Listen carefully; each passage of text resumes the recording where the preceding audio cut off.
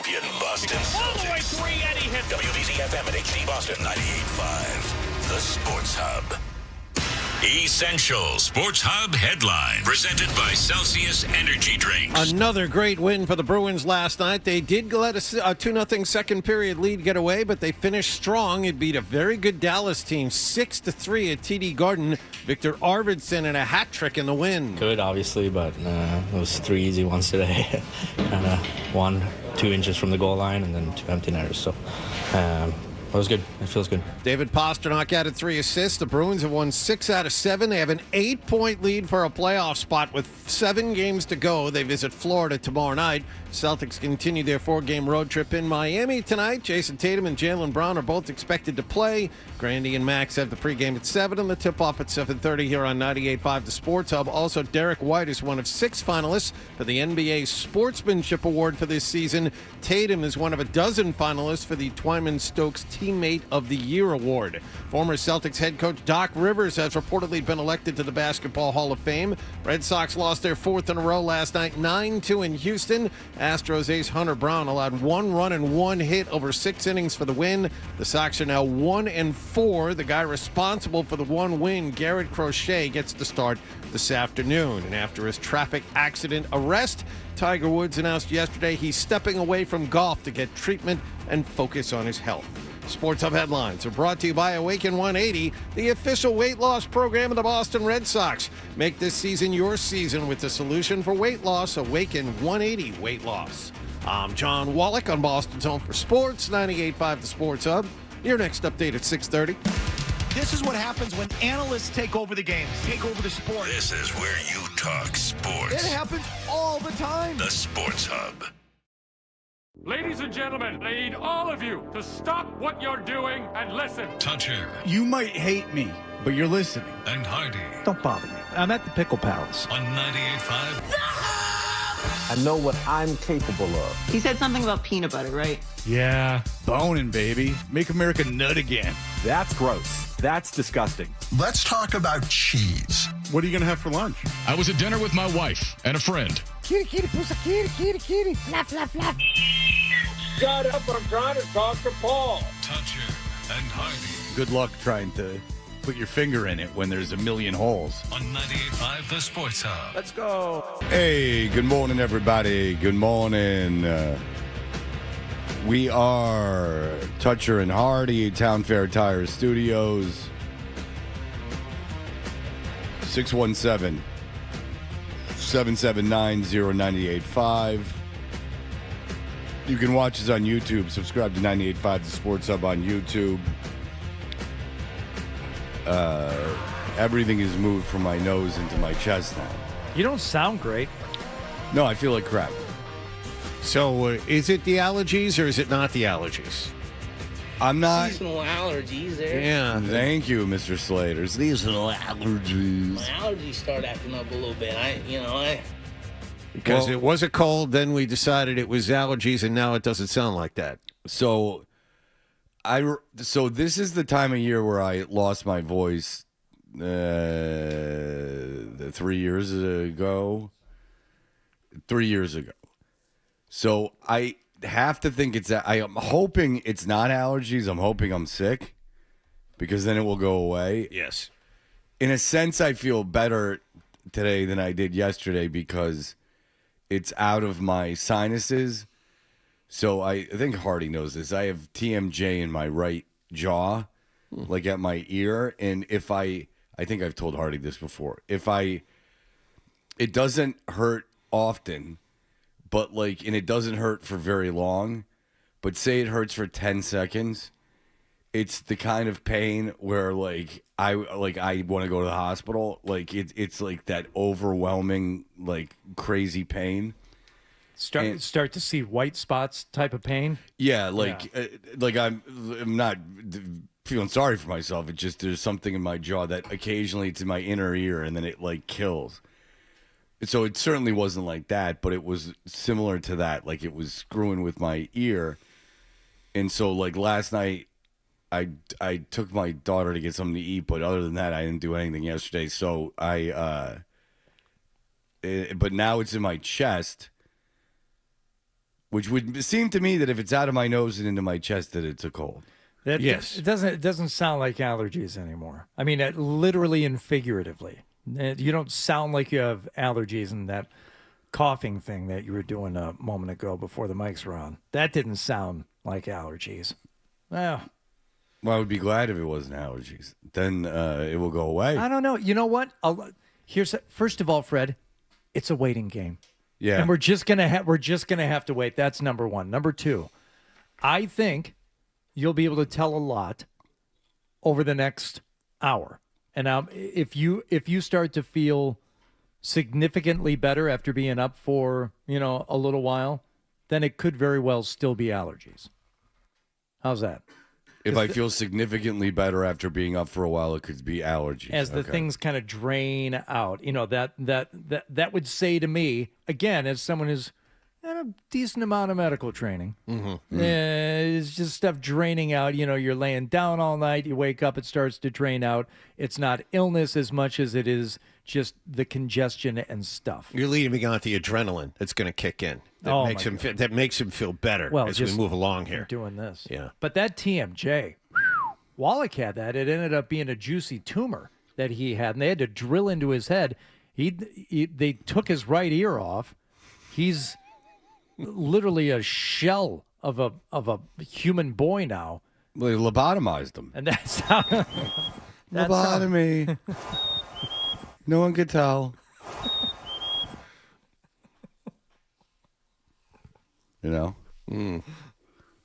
What? Cuckoo's nest. What? Shock treatment. Why don't I wake up? But Randall P. McMurphy. Did you think it was TMJ when you had that at first? No. Okay. No. Did it hurt? The tumor, no, it didn't hurt, but the nerves that go through the ear also go to the face. So half of this side of my face was numb because the tumor was growing on the nerve. Did they think that you had Bell's palsy or something? No. Okay. There was no drooping or anything like that. It's just numb. How long did it take them to correctly diagnose the juicy tumor? At least 6 months. Oh, that's not great. No.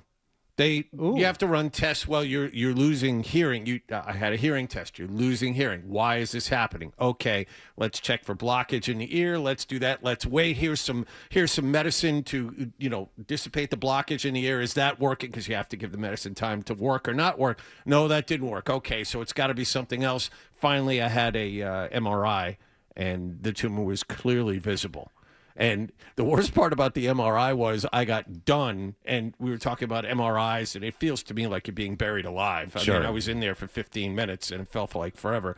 And I got out, and the two technicians, who obviously had seen the scan, were as nice as could possibly be to me. They're like, oh, you know what? It's we listen all the time. It's good to have you here. It's great. Were you comfortable? That kind of thing. But they were being real pricks to you before. No, they were. Like they you didn't care who I was. They didn't care who I was when I went in. But after I got out and they had taken a look at the scan, they're like, that poor bastard. They're like, oh, it's then really they started nice. treating you like a Make-A-Wish. Yeah, exactly right. They wouldn't make sure you were nice about him on the air before you died. And it didn't click until I went upstairs and talked to the doctor, and he's like, there it is right there. I'm like, that's why they were being so nice to me downstairs. Okay. Well, it's similar. Like when I had, I'm just trying to add to the conversation. When I had, yours was way worse than mine, but when I had my throat thing, you'll recall, I was like putting humidifiers on during breaks, and I went to 2 ear, nose, and throat guys, and they just went like, I don't know. Like literally, like, I don't know. And then someone emailed me from this guy, Dr. Zeidel's office at Mass General, and they said, look, I've heard you. I work for Dr. Zeidel's. He's like this, he is the forefront of this whole vocal throat stuff. You should come in and talk to him. He did Steven Tyler. He did Adele. He did all these people. And so I called the guy, the email on my work account. So I called the guy. And he went, yeah, dude, you got to come in. So I came in. They didn't charge me. I came in, and then it took that guy, and he's like, what? He's like, no one told you what's going on? He's like, look at your throat. He goes, it looks like cauliflower. And then he's like, look at all this discoloring. And he's like, he goes, I think that this is cancerous. You can't talk. Now, he did say, I think it's cancer that won't spread. But he said, you're going to not talk for whatever long it was, right?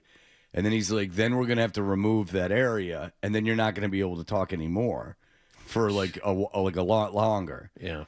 But he did, in fairness, he said, like, this isn't going to spread. I don't think this is going to spread. So I wasn't, like, worried about dying or anything. But, and then I didn't talk. And then I quit drinking, and then it kind of, like, went away. No, the quit drinking was after. But then it kind of, like, went away.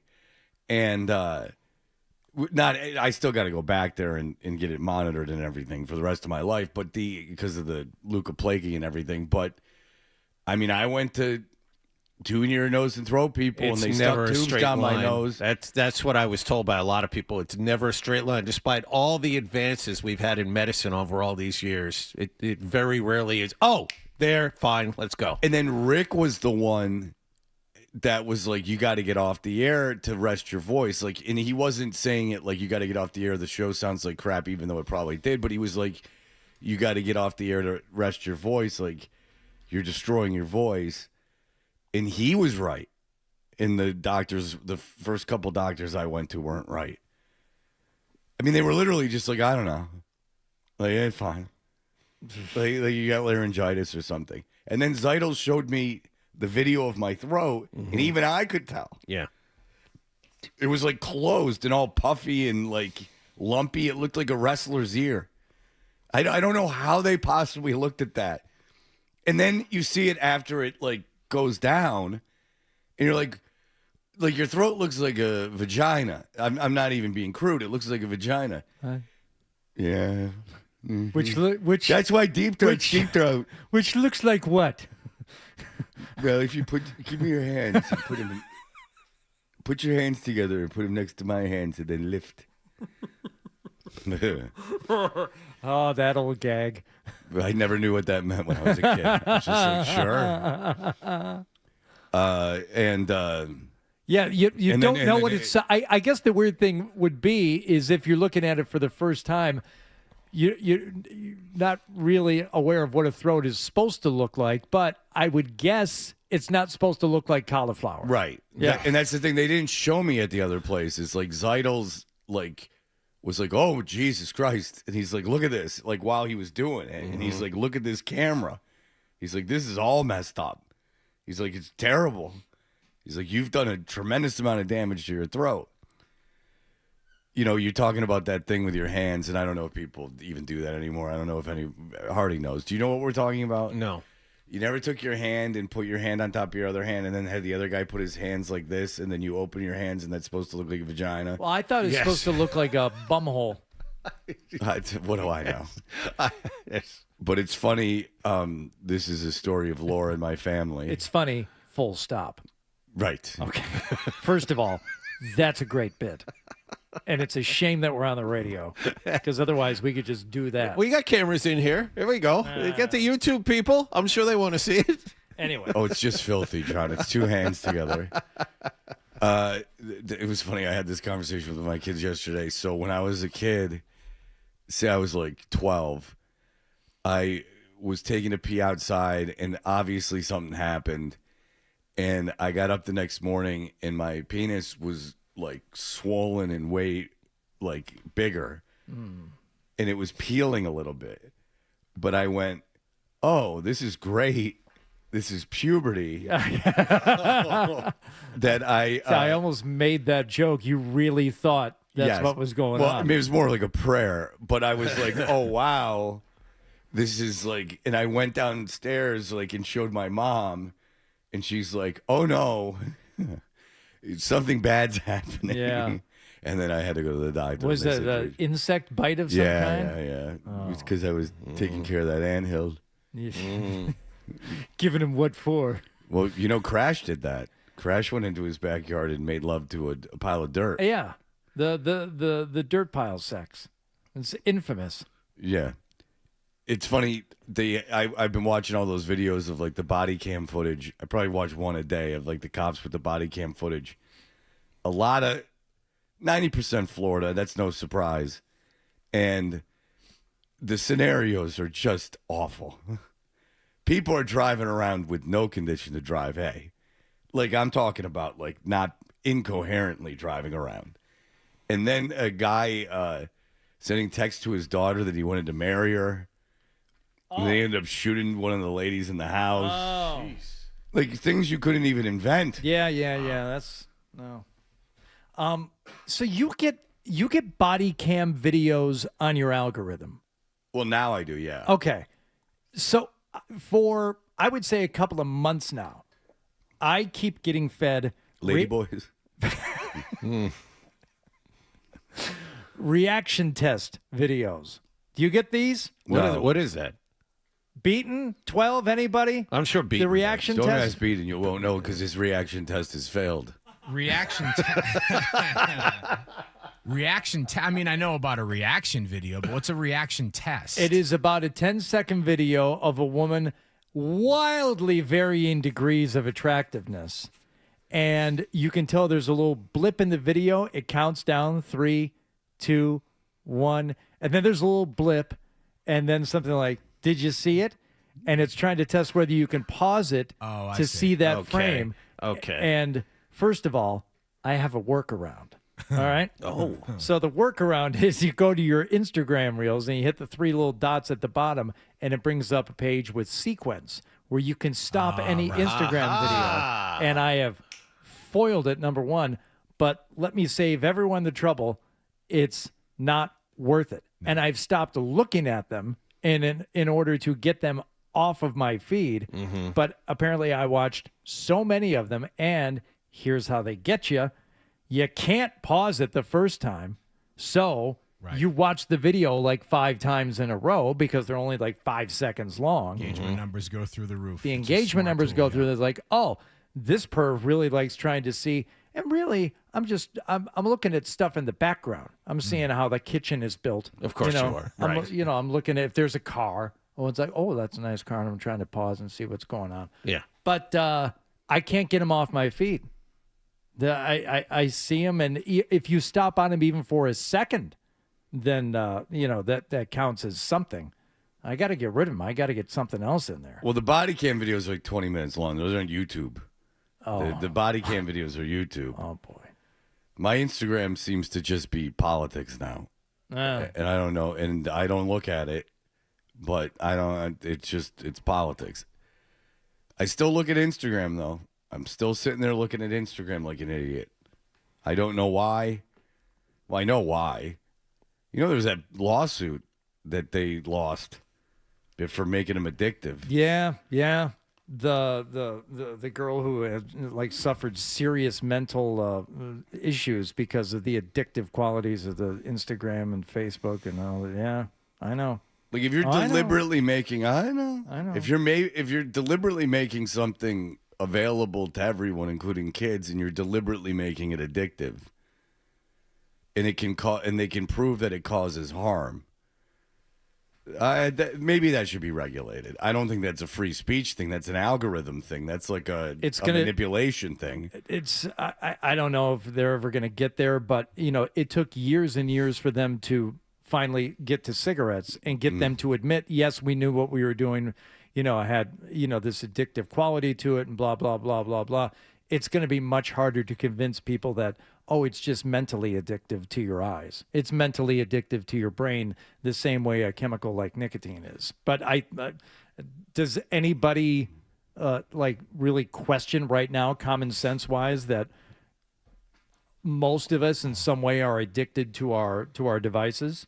Right, and it's more like for kids. Like, there's reams and reams and reams of research that it's really bad for kids. And I know they're like, well, if you're a parent, just don't let your kids look at it. And it's like, well, there's a trillion workarounds to that, and your kids, just by means of being social, have phones. Like there is like a negative to your kid not having a phone when they're a teenager. Yeah. I mean, a pretty big negative is you're pretty much isolating them socially. Well, there's not only that, but I think it's not just a justification. It's an actual reason for our kids when they got their phones. It was a matter of being able to contact them. If we weren't home when they were getting home from school, they were in two different schools. My daughter was, at the middle school. My son's at the elementary. Neither one of us are home when they're getting there.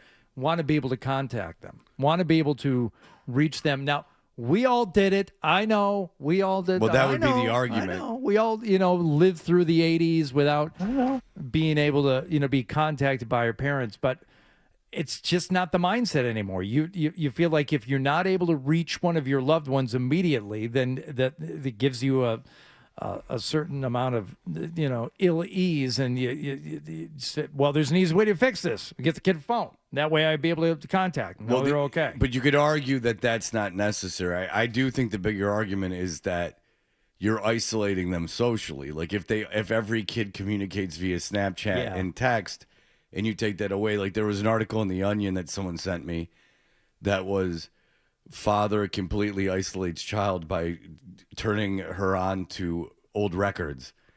Like, and he's like showing her a Talking Heads record, and he's like, it's a good thing. I wish my parents showed me the good stuff. And then it goes into like how she's not going to be, how like local girls not going to be able to communicate with her friends or have any idea what's going on. Like if I have a 15-year-old daughter. If she didn't have a phone, she wouldn't have any friends. Well, did we all have the one weird kid in our neighborhood who wasn't allowed to watch TV? Yes. Probably. We did. I did. That kid came over to the house, and it was the Three Stooges were on, and he sat down and he's laughing his ass off. He's peeing himself watching her. Like, dude, this is stupid. What are you doing? Let's go. I'd watch something else or go outside. He's like, oh my God, this is amazing. Well, say you took your kid through high school and you said they can't use like electronics like that or social media. And then you go off to college or whatever they're doing and now function. And they're like Amish and they're like, or they've been like unfrozen. First of all, there's no way to do it. But second of all, even if you could, they would be in a situation of like, it would be like a son-in-law. The Pauly Shore vehicle when the girl from the country goes to the L.A. school. I mean, it took Pauly Shore to bring her along, Mm-hmm. All right. Well, there it is. Yeah, baby. Well, we've tackled the problems of the world. So I'm glad that happened. By the way, and this was years ago. I think about this way too much. When they were doing an interview with one of the people from like YouTube or Instagram, it was probably YouTube, and they said, well, all these people are getting like down these rabbit holes, and it was mostly about politics. And on your feed, why don't you give them both sides? If they seem to be into one thing, why do you keep feeding this stuff? And they said, oh, we tried it, and people turn off within 30 seconds.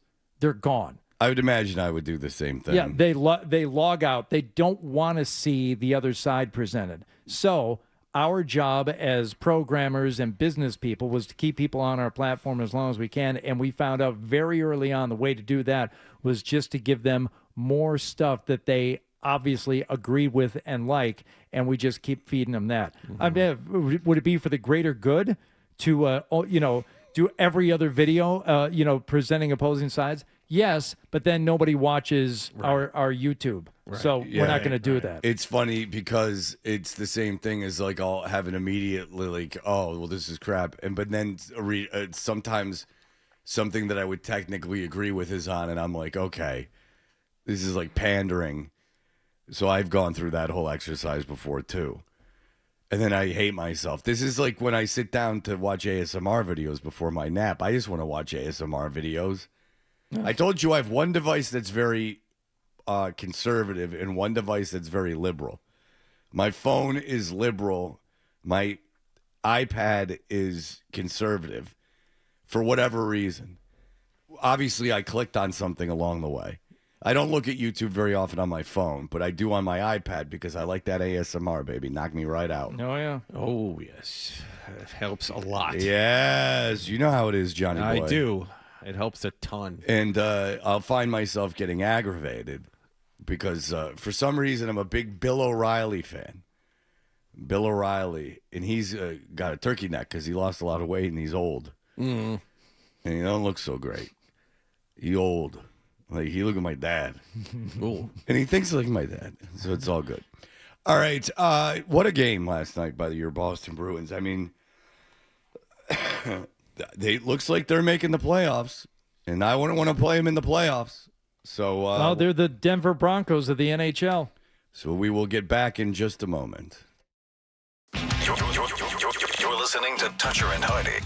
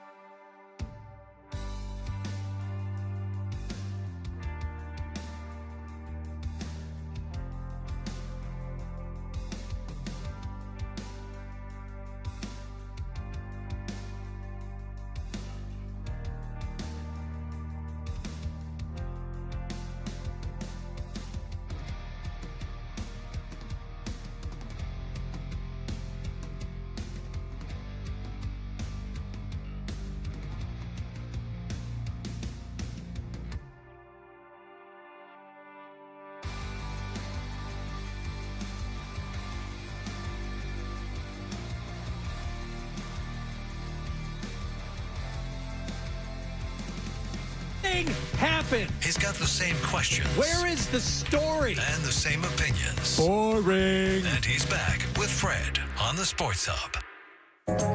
Did you catch a game last night?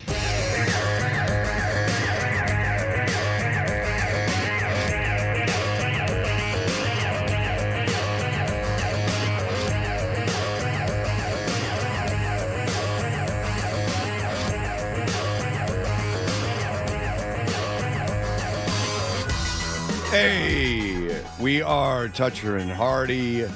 What happened last night is brought to you by Leonard Hair Transplant Associates, where your hair doesn't have to be a game of what happened. So change your lettuce and change your life with Dr. Matthew Lepresti at 1-800-GET-HAIR. And ladies and gentlemen, my friends, am wildly enjoying watching this Boston Bruins team. I can't lie to you at all. Kind of a interesting thing going on right now as they're taking on the Dallas Stars last night at TD Garden, and especially when you're watching first period hockey and the home team goes up not one but 2 goals. Let's start with Mr. Hustadinov first here, about midway through the first. Comes back in behind the net. Elias trying to get it in front. Pasternak picks it up, angles it back off the near side wall. A chance and they score! Yoki Harju threw it in front, and Murat Hustadinov from between the circles gets the Bruins on the board first. Now, as good as that was, Victor Arvidsson would add another goal late in the first to take a 2-0 lead into the room. Things are looking good. Real quick, Murat Hustadinov, that goal, his 15th of the year, which is far more than anyone could have possibly have expected from him. You know how many Bruins have 15 goals or more on this team? Anyone want to guess? No, but well, I mean, I could go through the roster. The answer is 7. I would say there are 7 guys who have 15 or more, and Middlestat has 14. And that's crazy because if you think of the guys that they acquired in free agency and the guys that they traded for, I mean, we were all like, they've gotten redundant fourth liners. Yeah, you have 4 or 5 sandpaper guys and no one who can help the top 6, and here we are at the end of the season, balanced. It's not just Pasternak. It's really something.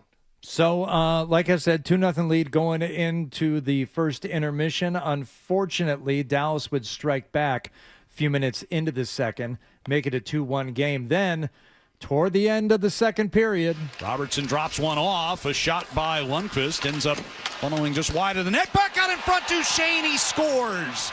And the Stars have tied it with back-to-back goals here in the second. All right, so now we're 2-2 heading into the second intermission. But before they went into the room, the Bruins would be on the power play. And they would come out for the third period still on that power play. Pasternak gets it to Elias Lindholm. Coming down the right side, he scores! Ripped it inside the left post. And the Bruins just 13 seconds into the period have a 3-2 lead.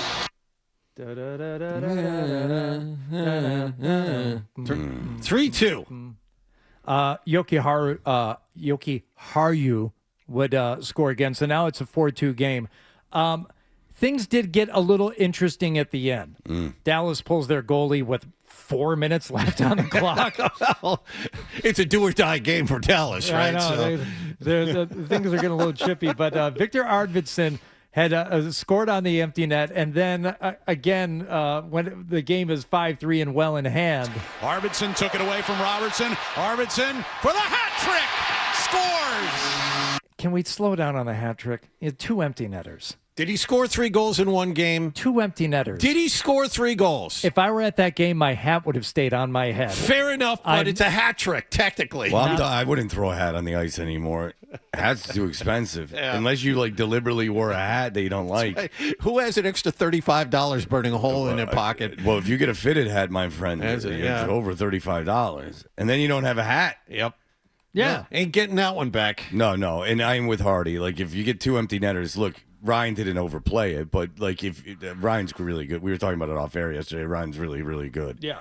But yeah, I mean, 2 empty net goals. I mean, look, I don't think that they're going to take a million pictures with him with the puck, and he's going to feel like now I can retire. But I mean, they got it within a goal again, right? It was. Yeah, it was 5-4. No, was it 4-3? 5-3. 5-3, yeah. Yeah, and then there was the empty netter, yeah. So, yeah. Now, I don't know how much this is going to factor in. My guess is not at all in the postseason as we get there. And, how far do you really think they're going to go? But right now, in order to get them there, they have had to rely on both goaltenders. And Marco Sturm is happy about the fact that they are able to. It's so important when we talk about schedule. It's so important to have two really good goaltenders, I think, in this league. If you don't really have them, it's going to be hard. We're very lucky this year to have two really outstanding goalies who kept us in games, won us games, and did everything. They give us a chance every night.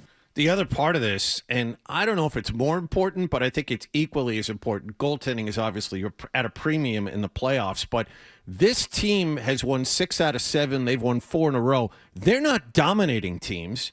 They have those lapses, like last night. You're up 2-0, and all of a sudden, bam, it's 2-2. And both of those goals were scored by guys that were all alone in front of the net. Well, where's the defense? But that was rare last night because the defense, I thought, played well in front of Korpisalo. They only got 16 shots on net, John. But, no, you're right. The defense, by and large, did play well, but they are still prone to these lapses. The difference between now and the beginning of the season is when they get knocked down and when they don't play well in the third period, they find an extra gear. I mean, what in Columbus, they fell behind. They were up. They fell behind 3-0, scored 3 goals in the third and win.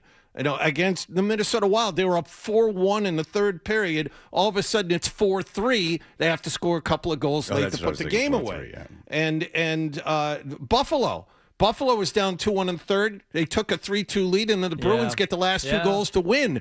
That's what it's like in the playoffs. You don't dominate teams in the playoffs. They're as good as you, in theory. So you have to find that extra gear late. This team might surprise some people because we're right on the doorstep of the playoffs. They are owning the third period of the games that they play in to win games that they have to. Okay, so they've won 6 of the last 7, as I think John said, but their schedule's brutal.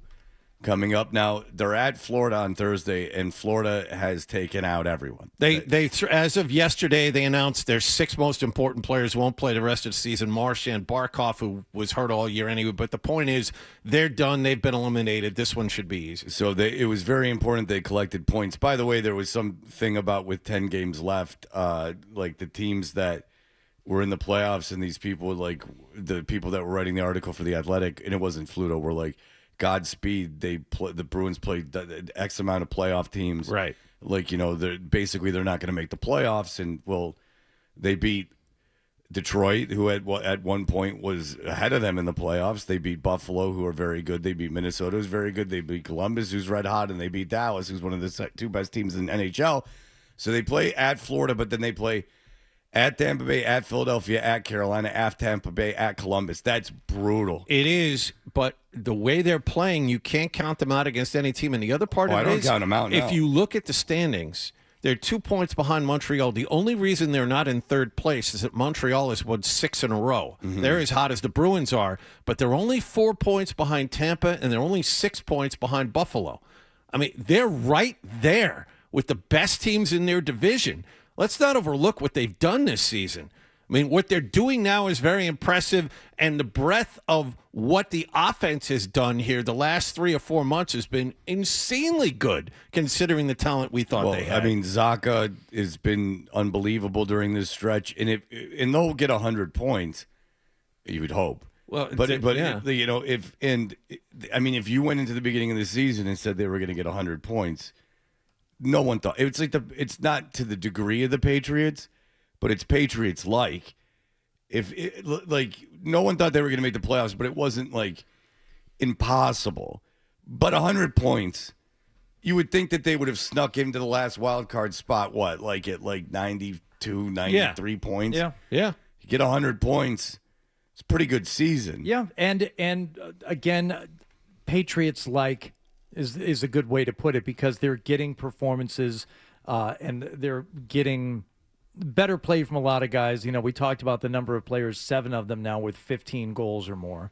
And who was it right on the doorstep? Middlestat. Yeah, Middlestat's got 14 right now. So you're getting scoring from a handful of guys that's not even necessarily what they're out there for, but they're doing it anyway. And it's also one of those things where You get it later into the season and you get into the playoffs and you're going to have to buckle down. You're going to have to figure out the way to win games at the end. It's nice to know you've got guys on the team who have found the net already, and we know we've seen it. They're capable of scoring goals. You take a look at David Pastrnak, for example, and it's hard to overlook a guy like that, but Zacha only has one fewer goal than Pastrnak does this year. That's crazy. Pastrnak is 4th in the NHL in assists this year. He had 3 more last night. I mean, that you want to talk about rounding out your game. I mean, he was just a guy who stood in the left wing circle and fired bullets at the goaltender. Not like that anymore. This year especially. This team could surprise some people. They don't rely on David Pastrnak to have to score a goal or 2 every night. They got a lot of guys that can help. And Zacha's having a career year. It's literally out of nowhere that this is happening.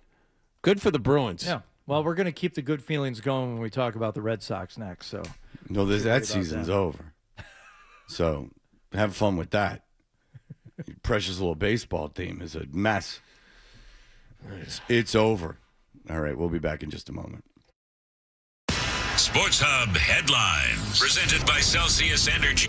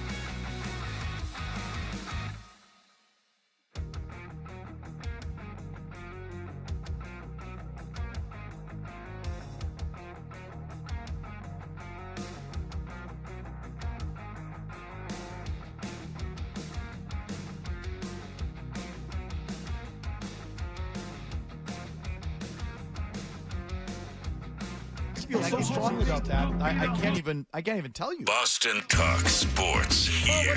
What do we got? Sports.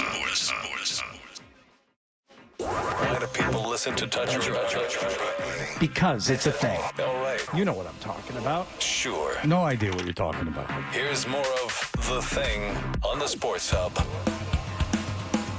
All right. Well, they put Sebastian. You could see why Skid Row would never get back with Sebastian Bach.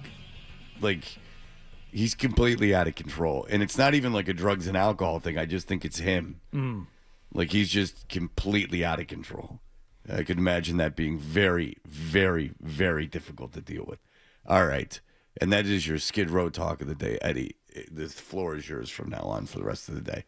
All right. The Local 9 played last night, Hardy. Yeah. They're in Houston there for the middle of the 3-game set. Brian Bayo on the mound. He's given up a few runs through the first 3 innings. That's fine. Connor Wong gets to the plate there in the 3rd and figures it's maybe time to get on the scoreboard. Excuse me, 5th inning. 5th inning by the time the Red Sox were going to get on the scoreboard. Swinging a line drive into left center field. That's going to get down into the alley. That'll get it done. That'll bring a run in. Here comes Maye to score. And the second, Connor Wong pulls up with a double. Well, you'll take that. The Red Sox first hit tonight. He went shopping in the gap. That's okay. Yeah, Kevin Millar. Yeah, Kevin Millar, you're on it. Yeah. That's a lot of fun. By the way, that one hit was all they had in the first 6 innings. That wasn't. Yeah, they could have had 20. That's all they had. Yeah, that one hit. I'm glad you played it just to prove it existed. That's good. I mean, the offensive highlights for this team are hard to come by. Yeah. Who could have seen that coming? You want offense, you're going to have to go to Houston because Brian Bayo is still on the mound there in the 5th inning. Jordan Alvarez cleared for takeoff. Aaron Jordan in the second deck for the second straight night. Yeah, I don't like them. No. I've decided I don't like the Houston broadcasters. Not really. Not good. They didn't play well. They aren't good. John, that Alvarez home run, was that 2 outs there in the 5th? I believe that's the case. Yeah, I'm pretty sure it was. And I'm looking at it now. That's not a good pitch. No. It's not. Yeah, that was supposed to do something it didn't do. I think I probably could have hit that a ways, that one. No, let's not go crazy. I could have gotten into the outfield. Absolutely. Well, if you were lucky enough to make contact, but that was left over the plate. Yes. That was a mistake you can't make. It was funny while you were talking, it was just playing in my peripheral. Yeah, that was a bad pitch. The Astros would score 2 more. There was some really bad defensive play there in the 5th. Error charge to Connor Wong, I believe. Did you see the Maye play? had an error, too. Did you see the play? Yes. Yeah. Okay. It's been a while since I've seen a pitcher try to cut off a throw from the second baseman back to the catcher. That was Manny Ramirez-esque because Meyer's standing, 25 feet from him? Maybe 30? Something like that when he tries to wing the ball back home. And for some reason, Bayo runs in front of him and tries to cut it off. And the runner's like, okay, thank you very much. Since the ball's rolling into foul territory, I'm going to go to third base. Is it Mayer or Meyer? Meyer. Did I say Mayer? No, I said Mayer. It's Meyer. Marcelo Meyer. Okay, because I'm still hearing people call him Mayer. But I believe you, Marcelo Meyer. All right, because I do hear both. I told you when I was in Providence, there was confusion about it in Providence. We were watching the game last night, and Meyer was up. I said, ooh, Carmine Raguso at the plate. And Marcy said to me, that was the boyfriend's name on Laverne and Shirley. I said, I know. She goes, well, what are the odds? I said, his name isn't Carmine Raguso. He just kind of looks like him, right? Oh. Did you also challenge if he was anyone's boyfriend? He was a neighbor. Yeah. Now, maybe later in the show he dated Shirley, but I'm not even positive about that. Oh, yeah, no, they dated. We're positive that they dated? Carmine Raguso and Shirley? Yeah, I think they did. Didn't he follow them out to California? Okay, it was very late in the show. He was always having to take cold showers because she wouldn't let him get past first base. Oh, okay. Did he ever bite his fist in order to get over it? I think that was a Lenny and Squiggy thing. Yeah, that was Lenny. I wonder if Meyer, well done, is going to be any good. That is the question. I think if they let him... Well, they got to let him. Well, the point is that they're still protecting him against left-handed pitching. I think that they need to play him full-time and see what they have. You know, he's a shortstop. They've tried him at third. They've tried him at second. Just leave him alone. Put him out there and see if he can do it. You know, you don't think they're protecting him now? They're protecting him now, but I'm tired of them protecting him. I think he's been up, he's been down. You know, he's been hurt a lot. Just leave him alone. Play him 10 games straight, and then see what you have. And if you still feel he can't hit left-handed pitching, you have Connor Falefa, you have Monasterio, who played third base last night. You know, Caleb Durbin is hitless in the season so far. You know, you got other options. Well, he's had a few hits, John. Come on. Oh, 0.0? Yeah. Roman Anthony was 0 for 4 with 4 strikeouts last night. Let me double check that. He must have had a hit so far. I defy you to find one. You can look for as long as you want. Let me look. Well, Yoshida doesn't have a hit this year. Yeah, and he hit third for you last night. Oh. Well, he's only had... Who saw this coming without a big threat in that lineup? Right. Who saw it coming? Who among us thought they might have problems on offense? Instead of needing 3 hits to score a run, maybe just one might get it done. Listen, they were about to lose 9-1 last night, and Cedar Rafaela said, "Not so fast." In the zone with that fastball. Cedar hits that one. A shot to right. Smith leaping up. And that ball is gone. Just enough strength to nudge that one out to right field here in Houston. Hell yeah. Did they have a position player pitching at that point? 9-2 your final. Well, that's the thing is if game was out of hand. If the Red Sox get a lead tonight, then they'll have their strength of their bullpen very rested. They will be able to come in and close last the door. couple of nights, not a lot. Well, you have Crochet pitching this afternoon, so there's a chance of that. Red Sox are 1-4. He is responsible for the win. We've gone one time through the rotation, so now he's back out there again. Pretty confident in Crochet's abilities. I'm confident in. Now, what will he have to do in order to get a win? 7 innings. 7 innings, how many runs? Because 7 innings, you give up 2 runs. That's a really good outing, but I don't know. I'm not positive that the Red Sox. Well, that's the blueprint. That's how they're going to win games this year. You need your starter to go 7, and you allow only 2 runs, and that way you got a chance. Has Aroldis Chapman pitched since opening day? I'm not sure. Oh, that's a good question. I don't know if he's pitched since opening day. Oh. Now I got to know. I have to look. I don't know the answer to that. Too. Whitlock? No, he's pitched twice. Has he? Okay. Yeah. All right. Yeah, he's pitched 2 innings. Hitless, walkless, 2 innings. Okay. So he's good. Yeah. Don't worry about him. Yeah, Cora was asked about... Don't worry. You'll get something back from at the deadline. about leaving Bayo out there. Not really. I think where we had bullpen-wise, and Lottie pitched, 2 1/3. Moran pitched 2. We got a game tomorrow. You're playing for today, try to win the game, but at that point, offensively, nothing was happening. We had 2 outs and 2 strikes, so we were 1 pitch away from getting out of the inning. Oh, yeah. That would be the 5th inning. Where Brian Bayo. I'm going to cut this ball off. I know the second baseman is trying to get back to home plate from right next to second, but I need to be here. This throw shouldn't make it all the way to home plate. I got to make sure I step in front. I know. Sure, they made Cora pretty happy. Great fundamental baseball. It's like we just got out of spring training. Yeah. 4 errors in 5 games. Which, by the way, let's hear it. We shouldn't even have to cover this in spring training. This should be be something without being reminded of it in March. Let that throw go through. There's no reason for you to be standing there. Yeah. 4 errors in 5 games from the worst fielding team in Major League Baseball last year. I'm showing that kid from Bishop Feehan, lefty. Brody Bamilla. He scored like 80 points a game in the playoffs, and he's a left-handed pitcher. He's going to Texas. He was like 98 miles an hour. He's like 6'5", 230. Bigger. Really? Yeah. I was reading 6'8", 240, but... Whoa. You know, he's not a top 100 prospect in the major leagues. That, from what I've seen, no. Like that. Well, you're more plugged into that than I am. Well, I've looked at a list. Yeah. I mean, I don't need to be plugged into that. It's not like... like my son's on some list of the top 100 kids. You're involved in that more than I am. No, I know. But, yeah, he's a big... Because that kid from Andover was drafted in the first round a couple years ago. Thomas White, who is, I believe, in AAA now for Florida, Miami. Yeah, if you're I don't know. If you're a left-hander that throws in the high 90s, I don't know why a team wouldn't take a chance at you out of high school. I understand why you wouldn't take a right-hander. Shortstops and left-handed pitchers, prep kids. But I don't know. All right, we'll be back in just a moment. Pat McAfee talked about Mike Vrabel.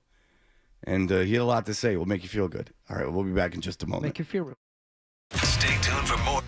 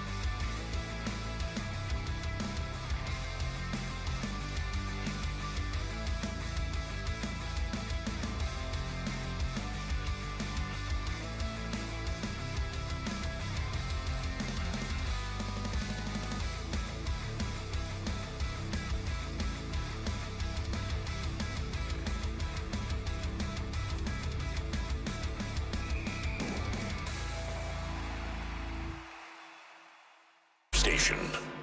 Essential Sports Hub headline presented by Celsius Energy Drinks. Well, let's hear it for the Bruins. They continue to play well down the stretch. Last night, they pulled away late and beat Dallas 6-3 at TD Garden. Marco Stern's team let a 2-0 lead get away, but they still won. Yeah, no, it was huge. It's a good team over there. I know they're missing a few pieces, but still, they're just that good. They've been in the playoffs every year for a reason, and the game got close. Unfortunately in the second, but found a way to win a big game for us. Victor Arvidsson and a hat trick in the win. That not only makes 4 straight for the Bruins, they've earned at least 1 point in their last 10 games. They visit the Florida Panthers tomorrow night. Celtics are expected to have Jason Tatum and Jaylen Brown in uniform tonight when they continue their 4-game road trip in Miami. Brandy and Max had the pregame at 7 and the tip-off at 7:30 here on 98.5 The Sports Hub. Celtics championship-winning head coach Doc Rivers has reportedly been elected to the Basketball Hall of Fame. He will go in along with Amari Stoudemire and former WNBA stars Candace Parker and Elena Delle Donne. Red Sox were embarrassed for a second straight night in Houston, 9-2 by the Astros. Brian Bayo allowed 6 runs in 4 2/3 innings to take the loss. Garrett Crochet will try his luck with the Astros this afternoon. And after his traffic accident arrest, Tiger Woods announced yesterday he is stepping away from golf to get treatment and focus on his health. Sports Hub headlines are brought to you by Vanguard Golf Club. It's massive and unlike anywhere else in New England. Perfect for hosting your spring corporate event with 10 TrackMan bays, putting and chipping contests, and more. Inquire at VanguardGolfClub.com. I'm John Wallach on Boston's Home for Sports, 98.5 The Sports Hub. Your next update at 7:30. The Sports Hub. 3 legendary franchises on one legendary radio station.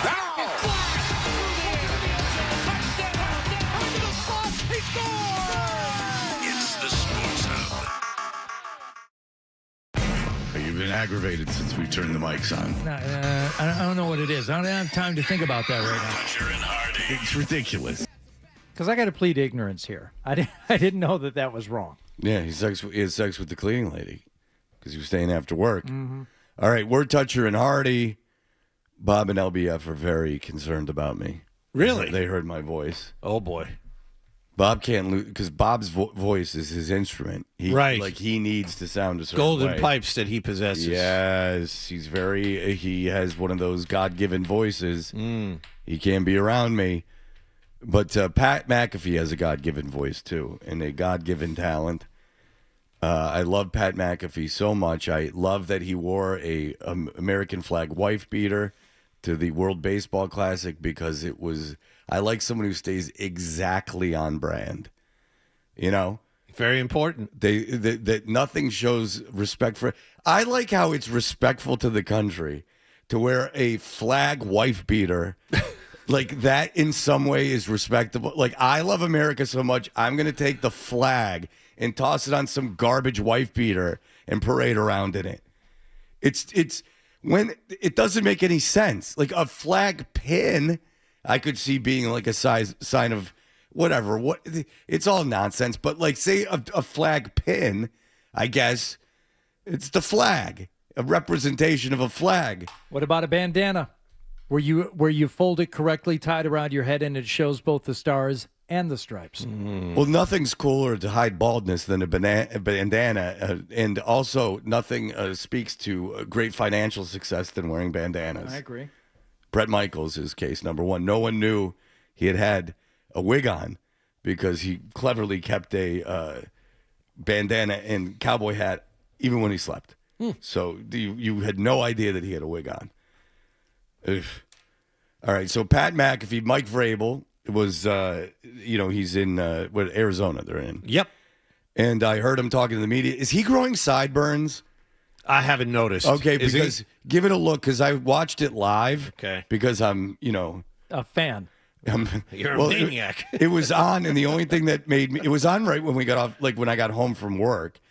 And he was sitting at a table, and the thing that drew me in is I couldn't tell if he's growing mutton chops. Huh. If you look at video of it, it might be the way the light is hitting him, but it looks like he didn't shave his sideburns. Okay. And if he grew Elvis sideburns, I might become a Patriots fan. Like if Mike Vrabel just started walking around with Elvis sideburns, just like, what do you want out of me? Or James Hetfield did and had the mustache that connects to the sideburns, I'd have to give the guy a lot of credit. But so McAfee, this is just him discussing how much he loves Mike Vrabel, correct? Yes. He's not talking to Mike Vrabel. It's the crew. Okay? He and the crew, they know him. They know him well, and they're psyched to see him. Don't they have like a fun guy that's like a super Boston fan? That's correct, and I think you'll hear from him. Is that Connor? Okay. I think you'll hear from him in this particular clip. I love guys on national shows that are super big Boston fans. That's a trope that I'm sure the city's very proud of. My son turns 18 in May. That means he's going to have lived his entire youth in Massachusetts.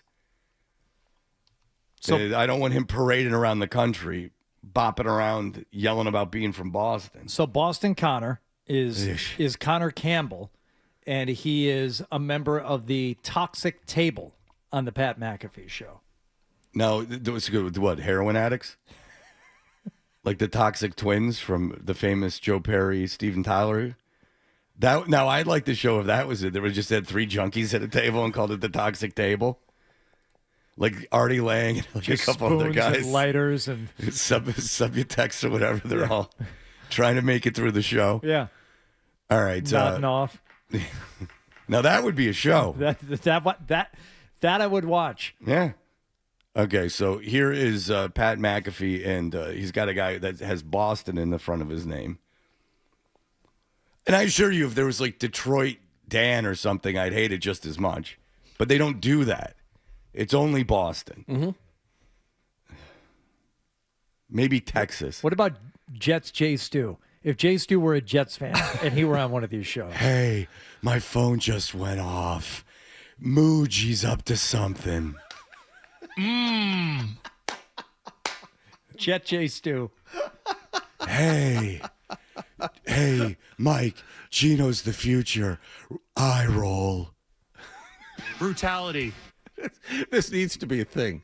I like this a lot. I think it might be. It's so inside. You'd have to know about A, the horrible Jets, and 2, Jay Stu. But on this show, I think it works. We had a discussion after work about how Jay Stu would establish any kind of connection in order to get information. I enjoyed that conversation. Hey, talk to me. Hey, I'm networking. Hey, give me information or else. Hey, I'm charismatic. I walk into a room. Let's trade numbers. All good, Joe. Okay, here we go. All right, here is Pat McAfee. It's not just me here. It's a great group of dudes. The Toxic Table's here at Boston Connor, at Ty Schmidt. Oh, my God. And we're off. He's introducing... Shut up. He's introducing the Toxic Table. Now restart it. By their Twitter handles. Yeah. Because, a lot of times McAfee has the floor, so you need to just get into their Twitter to really know what they're thinking. Right. After the kid from UConn hit that shot, I would imagine they were excited. Yeah. Mooji's up to something. Ty Simpson's pro day was a hoax. It's not just me here. It's a great group of dudes. The Toxic Table's here at Boston Connor, at Ty Schmidt. Con Man, the Patriots are represented very well in this particular party. I wish I could call Con Man and talk like an auctioneer. How are you listening to this, people? Yesterday, we saw the coach's annual photo. Yeah. And Mike Vrabel won it as we were seeing the setup. Our sources are telling me. First of all, they're like a bunch of cheerleaders. They're first like the of all, Mean Girls. The first thing you have to know is that Mike Vrabel won the coach's photo. Yes. Yeah, because obviously this is a group of homosexuals judging male beauty. He won it. Right. As we were seeing the setup, our sources are telling me that he was proud of what he did in that coach's photo where he took both armrests on that plane. And I'll tell you, with the white pants, it's hard to miss what he's got going on in that front row. Yeah, you can kind of tell just who's from Ohio, who's from Pennsylvania, just by the photo itself. Look at Big Mike up there. Dominant. Yeah. So much natural conversation. Yeah, you can. So they're dissecting the photo and the body language display by a bunch of guys sitting on chairs and then guys standing behind them in a row. It's like the coach's photo. It's like a class photo. And this is just how guys talk in this exact cadence and way. But are they talking about Vrabel's package? That was my takeaway from that comment. I initially thought that too. It's hard to miss what he's got going on there in those white pants. And so I zoomed in. And I was really looking and salivating, but I saw nothing. Well, you'd have to imagine Mike Vrabel has a large penis. He's a big boy. Now, it might not look huge because he's tall and wide. Well, maybe he's a grower and not a shower. Well, I hadn't thought of that. Man, No, unless he performs. You don't have to, John, being both. Yeah, thanks. Yeah, I appreciate it. Just lean up against that window and give everyone a good look. All right, here we go. The natural conversation of finishing each other's sentences. This is apparently very popular with people. They love it. If I went out to dinner and there was this people finishing each other's sentences, I would turn the table over. Burn the restaurant down. And I think you would too, people. I think you would too. Reeks of Pittsburgh, and so that's kind of the best. Oh, it reeks of Pittsburgh. This is about as far as I got into this. Yeah, I tapped out, so this will be new to me. I was born in Mount Lebanon, Pennsylvania, so I think I know. Thing for me, the hotel last night, you said it. I mean, kind of like a John Wick Continental, if you will, where all the assassins. Now, who ate the cracker at the hotel last night when you were discussing this? Was it Boston Ed? Connor. Boston Connor. Con man. The con man. So this was part of a pre-show meeting the night before in the hotel. This is a rehearsed. This is vaudeville. Yeah, on the show sheet they had this scheduled. Oh no, this is a rehearsed segment. Yes, they're. This is a what's supposed to be a comedic. Yeah. Say that again tomorrow. Say that tomorrow on the show. The John Wick thing. Say that. Well, this is a very unnatural back and forth. I mean, this is not how people talk in real life. John Wick Continental, if you will, where all the assassins go, but they can't kill each other. Very similar to what happened last night. Everyone goes. I think that's a great way to say it. And there's no beef. It is just, hey, you want a booze cocktail? I want a booze cocktail. He calls drinks booze cocktails. Yep, this is good stuff, everybody. This is good stuff. I want a booze cocktail. I have a cute way of saying things. Oh, I hate you so much. I want a bullet gun. I want to teach you how to make knots. I listen to this and I want a suicide death. I want Boston Bob to kick the chair out from under you. I want rope knots. Give me a knife stab. The audience has to understand how annoying this is, correct? I don't see how you can avoid it. I'm not just picking on the guy. This is horrible. It's just, but it's not bad, like Robin Lundberg, who you feel sorry for, who my son even feels sorry for. This is like despicable people. And not because of their politics or their beliefs, just because of the way they talk. Has nothing to do with what they stand for. Oh, the content is nothing. It has nothing to do with what they stand for or what they're saying. It's just them. These are the kind of guys that go to a golf tournament and dress the same. Like the foursome that goes out, because they're playing in golf tournaments, and that they're like little cuties with the same stuff on. Right. I got in an argument at a golf tournament with someone, and I went, and my friend still tells me, and I was yelling at the guy because he was mad at me, and I go, "Oh yeah, go run along with your fun outfits." I bet your little costumes that you guys got together and bought in advance. Super cool. I'd rather not have friends, which I've achieved. Yeah. You want a booze cocktail? I want to. I can't. I'm telling you, man. This is further in than what I made it before. A booze cocktail. I mean, this speaks of rugged manliness, masculinity. Rugged masculinity. Like you go into some dive bar, pick a city or West Texas, and go, "Hey, I'll have a booze cocktail," and you just get hit right in the face. Seriously, try it out. Like, go to the whatever neighborhood in whatever Chicago, or then go to West Texas Order a and booze try cocktail and go order. And so then we're doing this hit now. the stopwatch on your iPhone. See how long before you're in the dumpster behind the bar. Yeah, because I can't think of a rural or urban scenario where this is going over well. You want a booze cocktail? I want a booze cocktail. Let's just hang out for a little. Now, some people, conversations went left. Some people, they went right. It was an incredible time overall, though. And you mentioned Vrabes. I mean, he delivered on all fronts. We can just say right now, the NFL, the league, New England in particular, is in good hands when Mike Vrabel is at the helm. And I feel like we all had a great time in our own little experience with certain people. And it's fun to... What? Vrabes. Now, did they hang out with coaches or something? Were they at the thing? Apparently. I don't know. Apparently, it sounds like they are talking about, having Being drinks with all of these guys. Not and drinks. Hanging You out. want a booze cocktail? A booze I want a booze cocktail. A booze cocktail with Vrabes. That's how it worked. You mentioned Vrabes. I mean... Yeah, Vrabes. I can't imagine Mike Vrabel enjoys this type of conversation. Hell of a night here. He seems smarter than that. It sounds to me like he walked through the room and I don't It just know. doesn't seem like he would suffer the presence of these douchebags. That's the thing is, thank you. That's the thing is that, like, when Vrabel's snotty, it's pretty smart.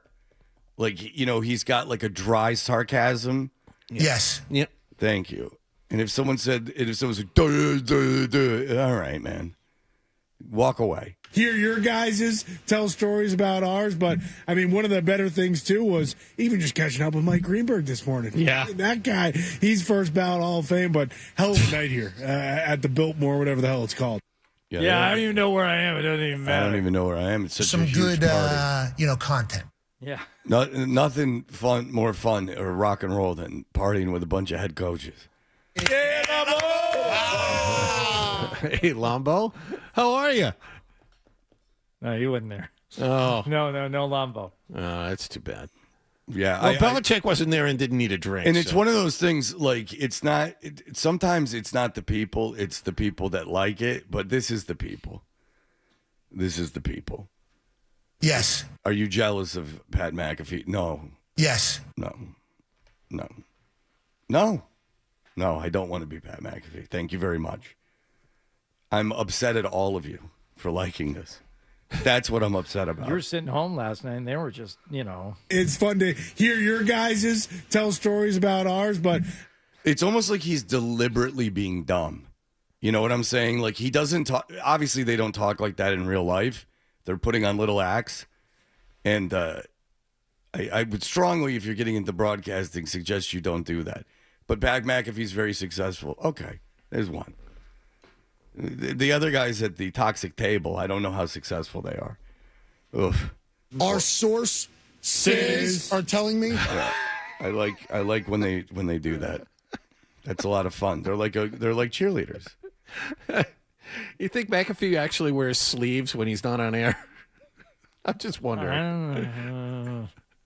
I don't know. He may have started to believe the persona now at this point. Yeah. It's the same audience though, Fred. Remember, it's the same audience that is into. Boo! Boo! Boo! Boo! Boo! Hell yeah! And like this, he's supposed to be this like renegade Stern type from like '92, like this bucking the man, like this outrageous radio personality. Get the F out of here!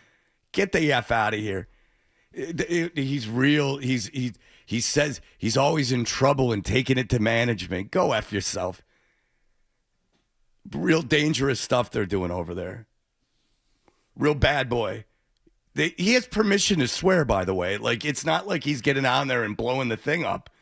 He demanded permit. You can swear on basic cable. You've watched South Park. So he demanded that. Hold on, Fred, because Howard's been playing guitar. Harley and McAfee Writing poems or bars or choruses or verses or melodies or songs. Yeah, he's doing that now too. Yeah. Put your career in jeopardy every day, and then we can talk about your fun rebellious side. All right, Christopher Price is going to join us. He, is all around and all about. We'll talk to him about what's going on with the Patriots in just a moment. More touch.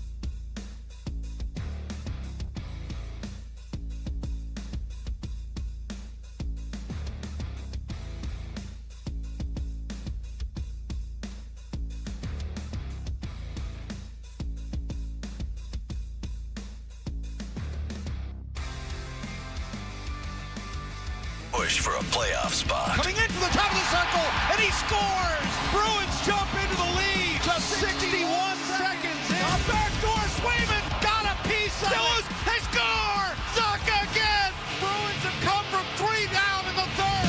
Ryan Johnston and Bob Beers have the call of every Bruins game. The backhand and score!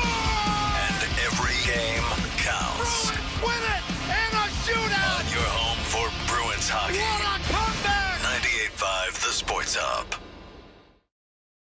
It's never changed. It's never changed. It's the same thing over and over and over and over. It's just never good. It wasn't funny the first time. Toucher and Hardy, mornings on the Sports Hub. Championships will remain the goal. It will never change. Appreciate Robert's support, but we want to win the division. We want to host playoff games, and we want to compete for championships. And so we got a taste of that. We saw what that looked like. We saw the environment that it created to be able to play those playoff games at home, which was unbelievable.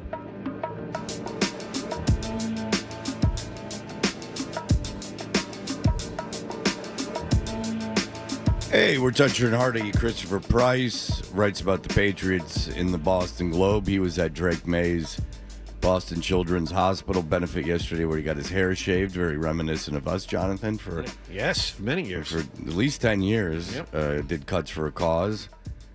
So there's a lot of pictures of me from around this time of year with a shaved head. I wouldn't do that again.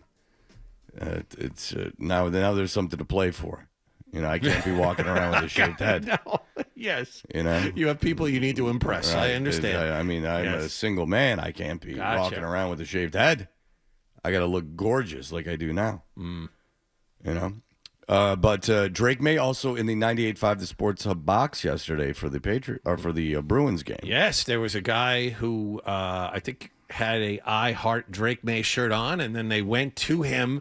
He saw that shirt at the time and was very grateful. Yeah, so Drake Maye was up in the box. He was rubbing elbows with the Chevy dealers, I believe, and up there in the 98.5 The Sports Hub box. So that was people from the station with access to that thing got a big kick out of it. But Christopher Price saw Drake Maye yesterday. Christopher Price, thank you for joining us, sir. Fred, I could listen to you dunk on Pat McAfee all day. I don't know if I'm dunking on him because that means I won, but I do. McAfee is making a lot of money. Yeah, like his career is, look, I'm fine with my career. Like I like it, but I like the way that I was able to raise my children and everything. I can't stand him though. I really can't. And it's more like I don't understand how men enjoy that. I agree. It sounds like a group of middle school cheerleaders finishing each other's sentences, but whatever. What do I know? But listen, so Drake Maye, you saw him yesterday. Obviously, you asked him about the shoulder. I don't know if you asked him, but the shoulder was talked about. What's your read on that whole situation? Yeah, I asked him about the shoulder, and I was reprimanded by a PR person for asking a football question at a charity event. So, look, he said he's good to go. He said it should not impinge on him for when it comes to his overall development over the course of the offseason. He's not going to be limited. He feels good. He looks okay. There was no problem yesterday. Obviously, it was what it was. But you talk to him, and you hear from Elliott Wolf, and you hear a little bit from Mike Vrabel, and you start to think, hey, he's going to be okay heading into the 2026 season, or at least when it comes to the spring workouts. Yeah, because when it's a throwing shoulder situation, it does raise concerns, and if it affected him in the playoffs.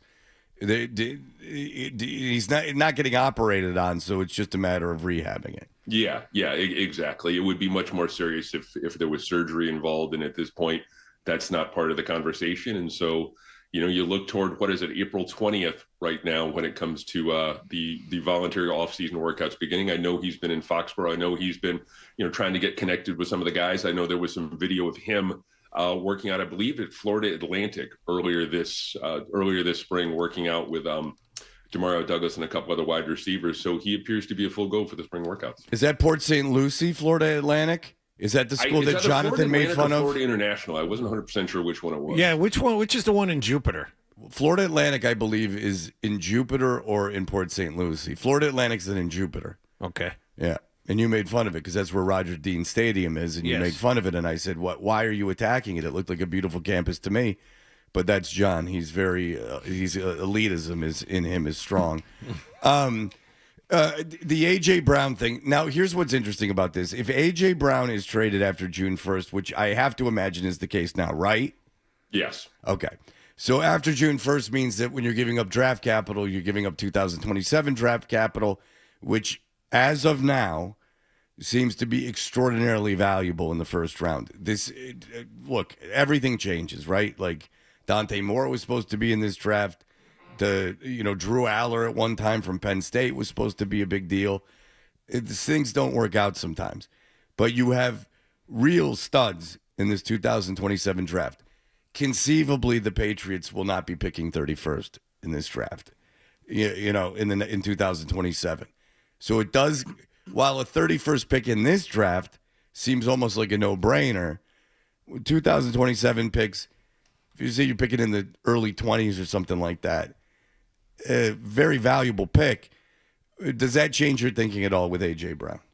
No, I think that you're still look. I think ultimately, Fred, you're going to look at what they do in this year's draft can be viewed in large part as a referendum on their feelings towards A.J. Brown. If they go out and get Casey Concepcion at the end of the first round and maybe get another wide receiver, I think that they've satisfied themselves into thinking that they're at least okay for the short term. But I think your point is a very good one, in that the 2027 draft capital, at least right now, as it relates to the Patriots, we talk about that first rounder, it's going to be more valuable than what you have right now, the number 31. It's reasonable to think that it could probably be somewhere in the high teens, maybe low 20s. So, look, there's a lot that goes into this conversation when you talk about A.J. Brown. But I think in the short term, the next real tipping point when you look at this conversation is going to be how they operate, how the Patriots decide to operate on draft weekend. And then obviously come June 1st, that's when, things really change. Okay. So, but a bit more on that, Chris, do you mean like if they find a receiver that they think they like and they might be able to get by without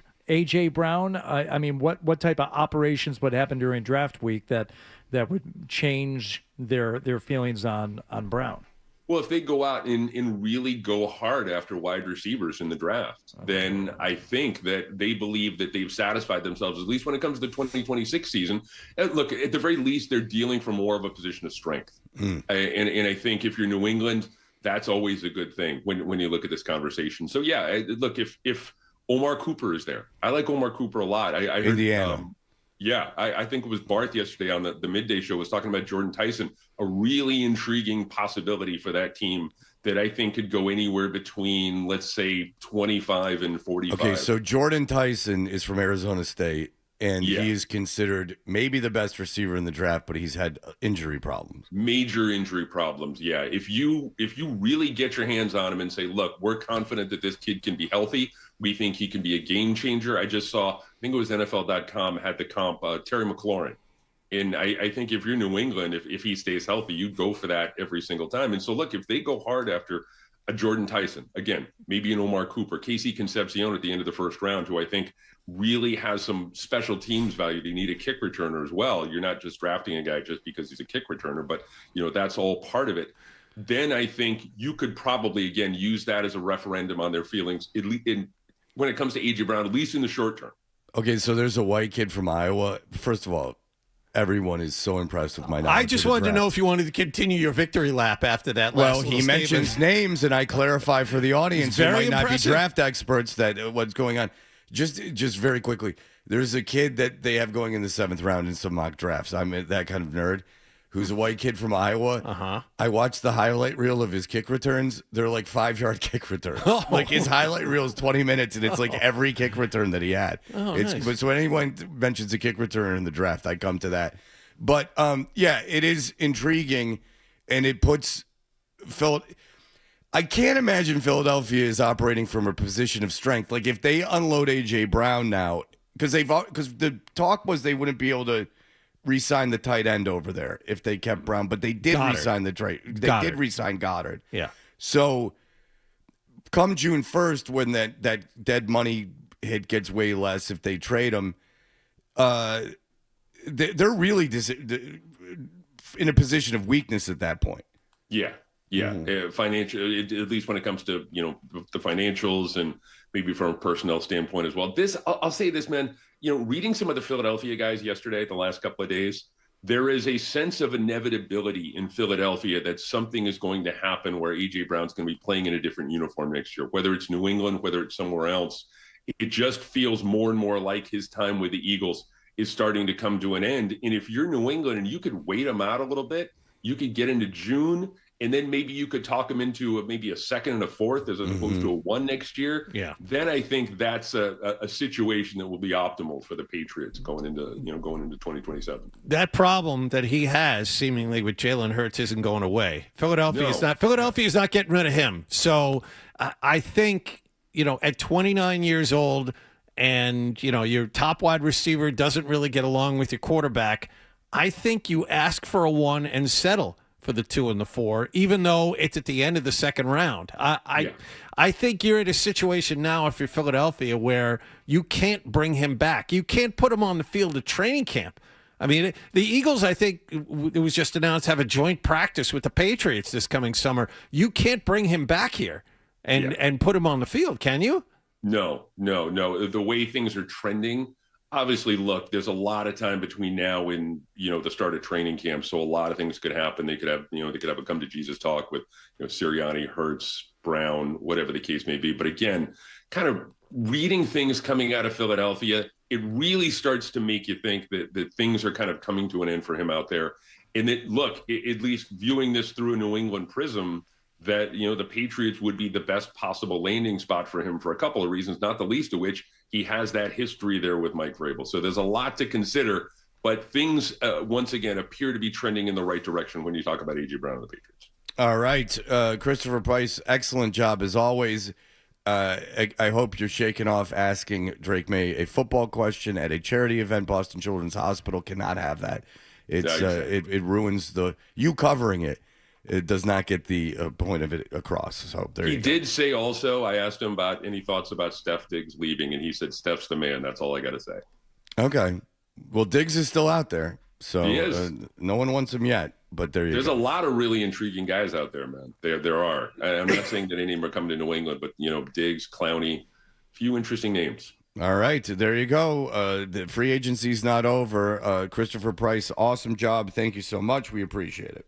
Thanks, Fred. Take care. All right, there you go. You were asking about Vrabel and the mutton chops earlier. Yes. I have inspected the video from the coach's breakfast. It does not appear, although we don't get a side profile, it does not appear that he is growing them. Okay, but you see where I was coming from. Yeah, it's a little longer than I remember, but yeah, I don't think he's going full Elvis on this one. I think he's staying basically in his lane. I had such a productive cough during that interview that I am feeling it was almost semi-orgasmic. I was going to say cathartic. Yeah. You had to. Yeah. Like it took about 5 pounds off me. Yeah. Like it was quite a satisfying thing. Now, but do you feel better? Yes, that's what I'm saying. The pressure in the chest is no longer. No. I'm not talking about the euphoria and the endorphin release and the adrenaline rush. I'm talking about, do you feel like you expelled some real poison and now the long term better? At least on surface level, that felt like I relieved myself. I'm trying to get beyond the superficial, but with well, I don't know how else to explain you, it's it's touch more clarity. Freaking impossible. There is a touch more clarity in my voice. Touch more than there was, say, an hour ago, 45 minutes. Here we go. Hardy, I would love to give you what you're asking for. Nothing would please me more. I just don't know what you want out of me. I can't tell I'd like you, to touch ask more me clarity an hour. in your words and thoughts. I just want some credit for showing up. No. You know me. I know. I need to be told I'm good. I know. Thank you. All right. I'm good too. I'm good. That's the same thing. Oh, don't make me laugh. It's the second time. Made me laugh. It's painful. All right, I have to get soda pop. Perfect for that throat. Yes. Good. Thank you. All right, we'll be back in just a moment. Here are the headlines. Sports Hub headline.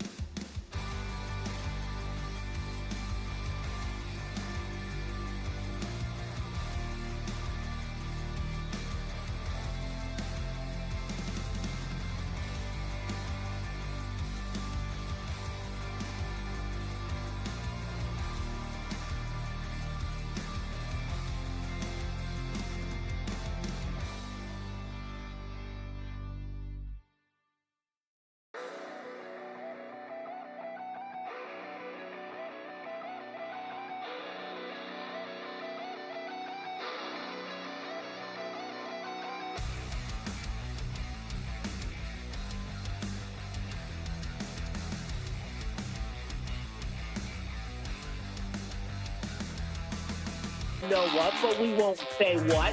Yeah, worst take on these airwaves in the last 24 hours. We may not take a call today. The Sports Hub.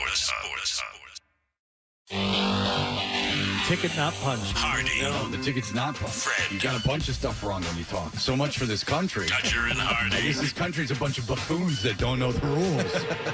You idiot. The Sports Hub. Called the pin back. So I'm listening to Steven Adler's book, and apparently him and Slash were in and out of high school with Flea and Anthony Kiedis. Oh, I didn't know that. Which makes me think of how much proximity in LA had to do at the time with getting a record deal and becoming famous. Just the idea that, now obviously Flea's incredibly talented. Anthony Kiedis is not. Steven Adler is not. Slash is incredibly talented. So it makes me think, just if you just happened to be at that high school because it was in LA, I mean, the chances of you becoming a famous musician went up exponentially. Right. Whether you were worthy of it or not. You just happened to be, around those guys, and if they needed a singer, well, there you go. And as much as I don't like what the Red Hot Chili Peppers have become, and even people that have been in and out of the band have made the same statements, like Navarro's not a big fan of his time in that band. Flea's a brilliant musician. I never gave enough credit to, and going down these Drumeo video wormholes. Sure. Yeah. Chad Smith is incredible. Yeah, he's a good drummer. He's really a very, very good rock drummer. I didn't think so. I never really gave him more than two thoughts. He's a Detroit guy, right? Isn't that where he's from? Birmingham. Yeah. Birmingham, yeah. Wow. He's from a very rich area. But he wears LA stuff, and I don't like that. And then he comes to like a Lions game, and I'm like, what are you doing? Yeah, you're not allowed. You go to perpetrator courtside at a Lakers game, and then you're going to be a Lions fan. No, not allowed. Well, I don't know why he wears LA gear, and then he turns around and wears Lions. Well, gear. he should wear LA gear is what he should wear. That's what he should wear. But he also that's wears, even older than me.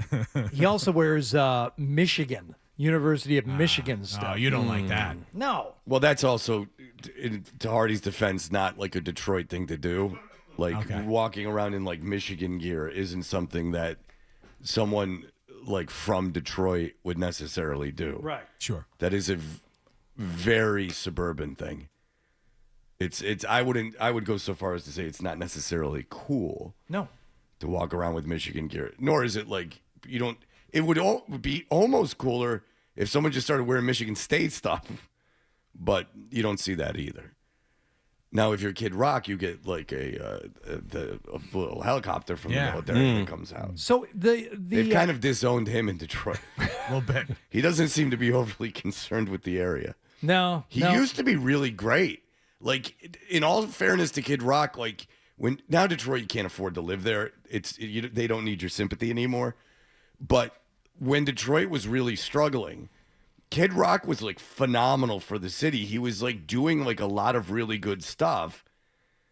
And then for whatever, if it's him or if it's political correctness or if it's just him, obviously he's not, the city doesn't have that connection. But I have to tell you, at the height of his popularity, he was doing a lot of very good things. Yeah.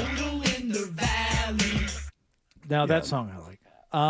I met, by the way, on that 90s cruise, a woman who was there working with one of the band. God, maybe she was with EMF now, but she was Kid Rock's manager for a long time and kind of had a bit of like a PTSD look in her eyes, which honestly, we figured out that we must have met before because she was with him on the road, like in the early days when he was going along for Devil Without a Cause, and he came to the, in Las Vegas, we were playing any and all Kid Rock all the time. It was perfect for our station and our format.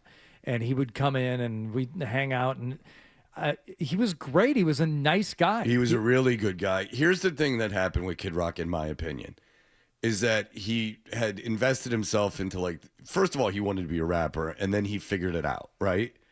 He would do like a hybrid thing. And then he got really popular, and then people started making fun of him, so he pivoted to country. And then he got ingrained in that, and then people started making fun of him for that. But an audience embraced him, and then he went like hog wild into that. Like he leaned so far into it.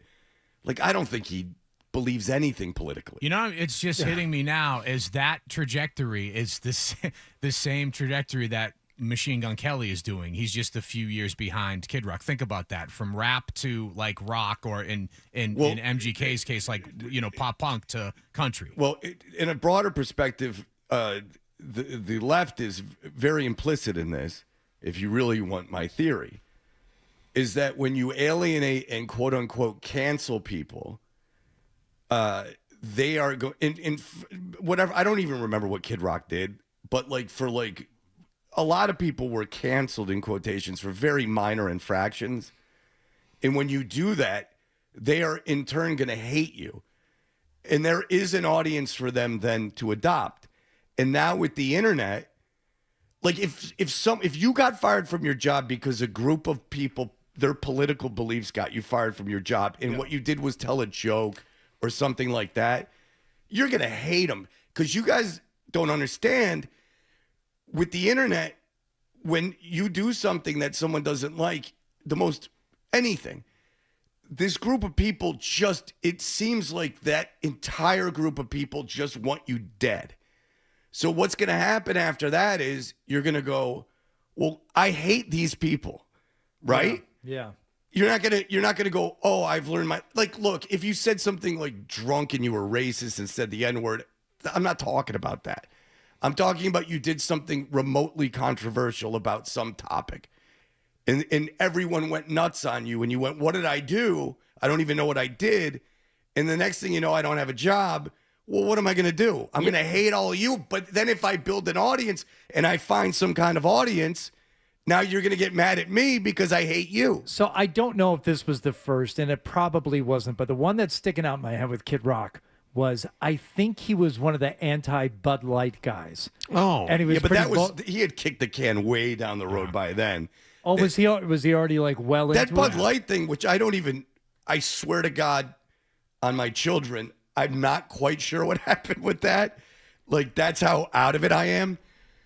But that he had already turned and been mocked enough where I think that he was already way into it. And I think that might have been a little successful for him. Like the Bud Light thing, I think that there was enough people that might have even been a little bump for him. But that Bud Light thing is so above my head. I know it's like a trans thing. I don't really know who was involved and what happened. I think it was an ad campaign that they did. They were just being like, whatever, all the letters. I don't want to say them because I don't want to get the order wrong. Well, or no, miss one. But they were right, like, Adam, you be the voice. Well, of whatever. if I remember correctly, they had a trans person being a spokesperson for the brand, and that made predictably made a certain segment of people upset. Okay, and so the idea was that this person was in the ad campaign, and so now you're not going to buy Bud Light. Exactly. Okay, very good. So we're going to performatively destroy the product that we've purchased. But this is another thing that I'm a little proud of myself for not knowing more about. What needs to be addressed is that, and not in a way to dismiss it. Just my ignorance is bliss in this situation because now I don't. Yeah, the less you know, the better about this crap. Thank you, Adam. I believe that's to be the case. I believe it's the same house where the Apaches did the flyby. At Kid Rock's house, there were photos of it from the front, and it is a little replica of the White House. Oh, nice. That's got to be in. That can't be in L.A. No, it's in Nashville. Yeah, all right. That's where you can. He got in early. I don't know. He used to be a really good guy, but what are you going to do? And maybe he still is. But there was an article in Rolling Stone that he just seemed super sad. It has nothing to do with politics. Didn't want the. I remember he didn't want the interview. He didn't want the guy to leave. He seemed very alone. But I sort of understand what happened to him. But oh Jesus Christ! It just showed him Fred a picture of Kid Rock's house. Yeah, he's building the White House. It's classy. No, it's absolutely not. Look, if that makes him happy, which I can assure you it doesn't. What do you know in your one-bedroom efficiency? Your divorced dad pad. I am divorced, and by law, I have to have at least one shared wall. Right. You are not allowed to buy a stand-alone house. You know that. How dare you? My brothers out there that are divorced with shared walls. Stand united. Don't let Hardy bring you down. All right, we'll be back in just a moment. Our friend Chris Forsberg will be joining us. He got in a lot of trouble, too. You're listening to Toucher and Hardy.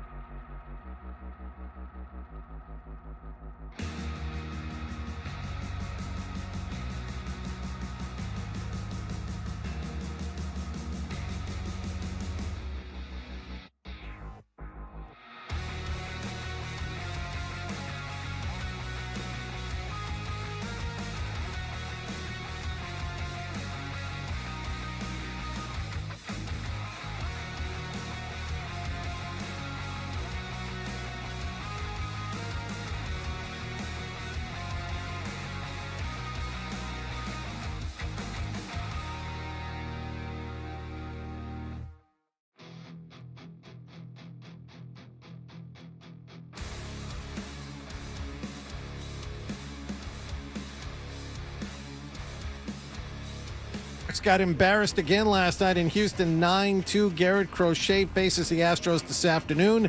And after his traffic accident arrest, Tiger Woods announced yesterday he is stepping away from golf. He is going to get treatment and, according to him, focus on his health. Sports Hub headlines are powered by Joyce Cooling and Heating of Nashua, now offering plumbing and electrical services. Enjoy 10% off your next electrical job, but hurry, it has to be completed by April 30th. Restrictions apply. Schedule now at joycecool.com. I'm John Wallach on Boston's Home for Sports, 98.5 The Sports Hub. Your next update at 8:30. Listen to it, laugh at it, get mad at it, agree with it, argue about it. It is Boston Sports. Boston Sports. And it is all we do. 98.5 The Sports Hub. My buddy. With friends like these, Climb up a tree. you know. We're the best friends you can be, my buddy and me. Now, more of your best morning buddies, Toucher and Hardy, on the Sports Hub. Chris Forsberg, our good friend, is here. You can see him on YouTube. Subscribe to 98.5 The Sports Hub on YouTube to see our boy Chrissy Forsberg covers the Celtics. Freddie, you grinding through that cold. Thanks, buddy. That's all I wanted to hear. What a worker. I was telling You kiss ass. Adam, you have to understand that this is all my fault, and I said it completely. I'll say it on the air. It makes me look terrible, but I feel like crap, and I'm coming into work, and I was like a little bit late for our meeting, and when Adam called, I wanted to strangle him. Now, He did say that earlier. Now, Yeah. Adam should call me because it's happened before. I think once or maybe twice before. I think once that I was still asleep. There was only been once since I've taken over the seat. Where I was still asleep, and so Adam is doing the right thing, and Adam is acting absolutely appropriately. You have to understand that I am completely aware that this is all me, like 100%. Adam is. I am a horrible person. I get it, but when that phone rang in my pocket because I was walking in. Like I was walking down the hall and I knew he was going to call me, but I felt like crap and I didn't even want to tell him I was going to be like, I was, 30 a minute late, 2 minutes late. Yeah. So like, I think everyone can relate a little bit to like, you're like, I'm doing it. Well, also, anyone that knows me has wanted to strangle me at some point in time during I don't believe friendship, it. Everyone's relationship, wanted to whatever, strangle. so- Well, what makes you so good at what you do, and this is honest, what makes you so good at what you do might be the reason that at times people want to strangle you that early in the morning because you are awake when others are. Today, you didn't piss me off in the meeting at all because I was just like, I was locked in on feeling sorry for myself. What time is the pre-show meeting? 5:45. Which if you watch old Stearns, that was when Stern's pre-show meeting was, 5:45. So that is a very reasonable time to get into the station, which makes me question people that get in before then. Are you going to go full like everybody else? Stern was able to do it. And that's the greatest, and that is truly the greatest show of all time from that era. Because these are, old Baba Booey and Stuttering John being late YouTubes. They had to be there at 5:45. And that's a sufficient amount of time. And now Howard just plays the guitar. Yeah, that's it. It's funny because I love him so much, and it's just like, okay, let the guy do what he wants to do. Yeah, Plays the guitar. He's earned that right. Yes. Has he? Yes. They're paying him. He has. 2 shows a week now, I think. I think I understand what he's doing. I think that he looks back now and he's like a little embarrassed, even though he shouldn't be.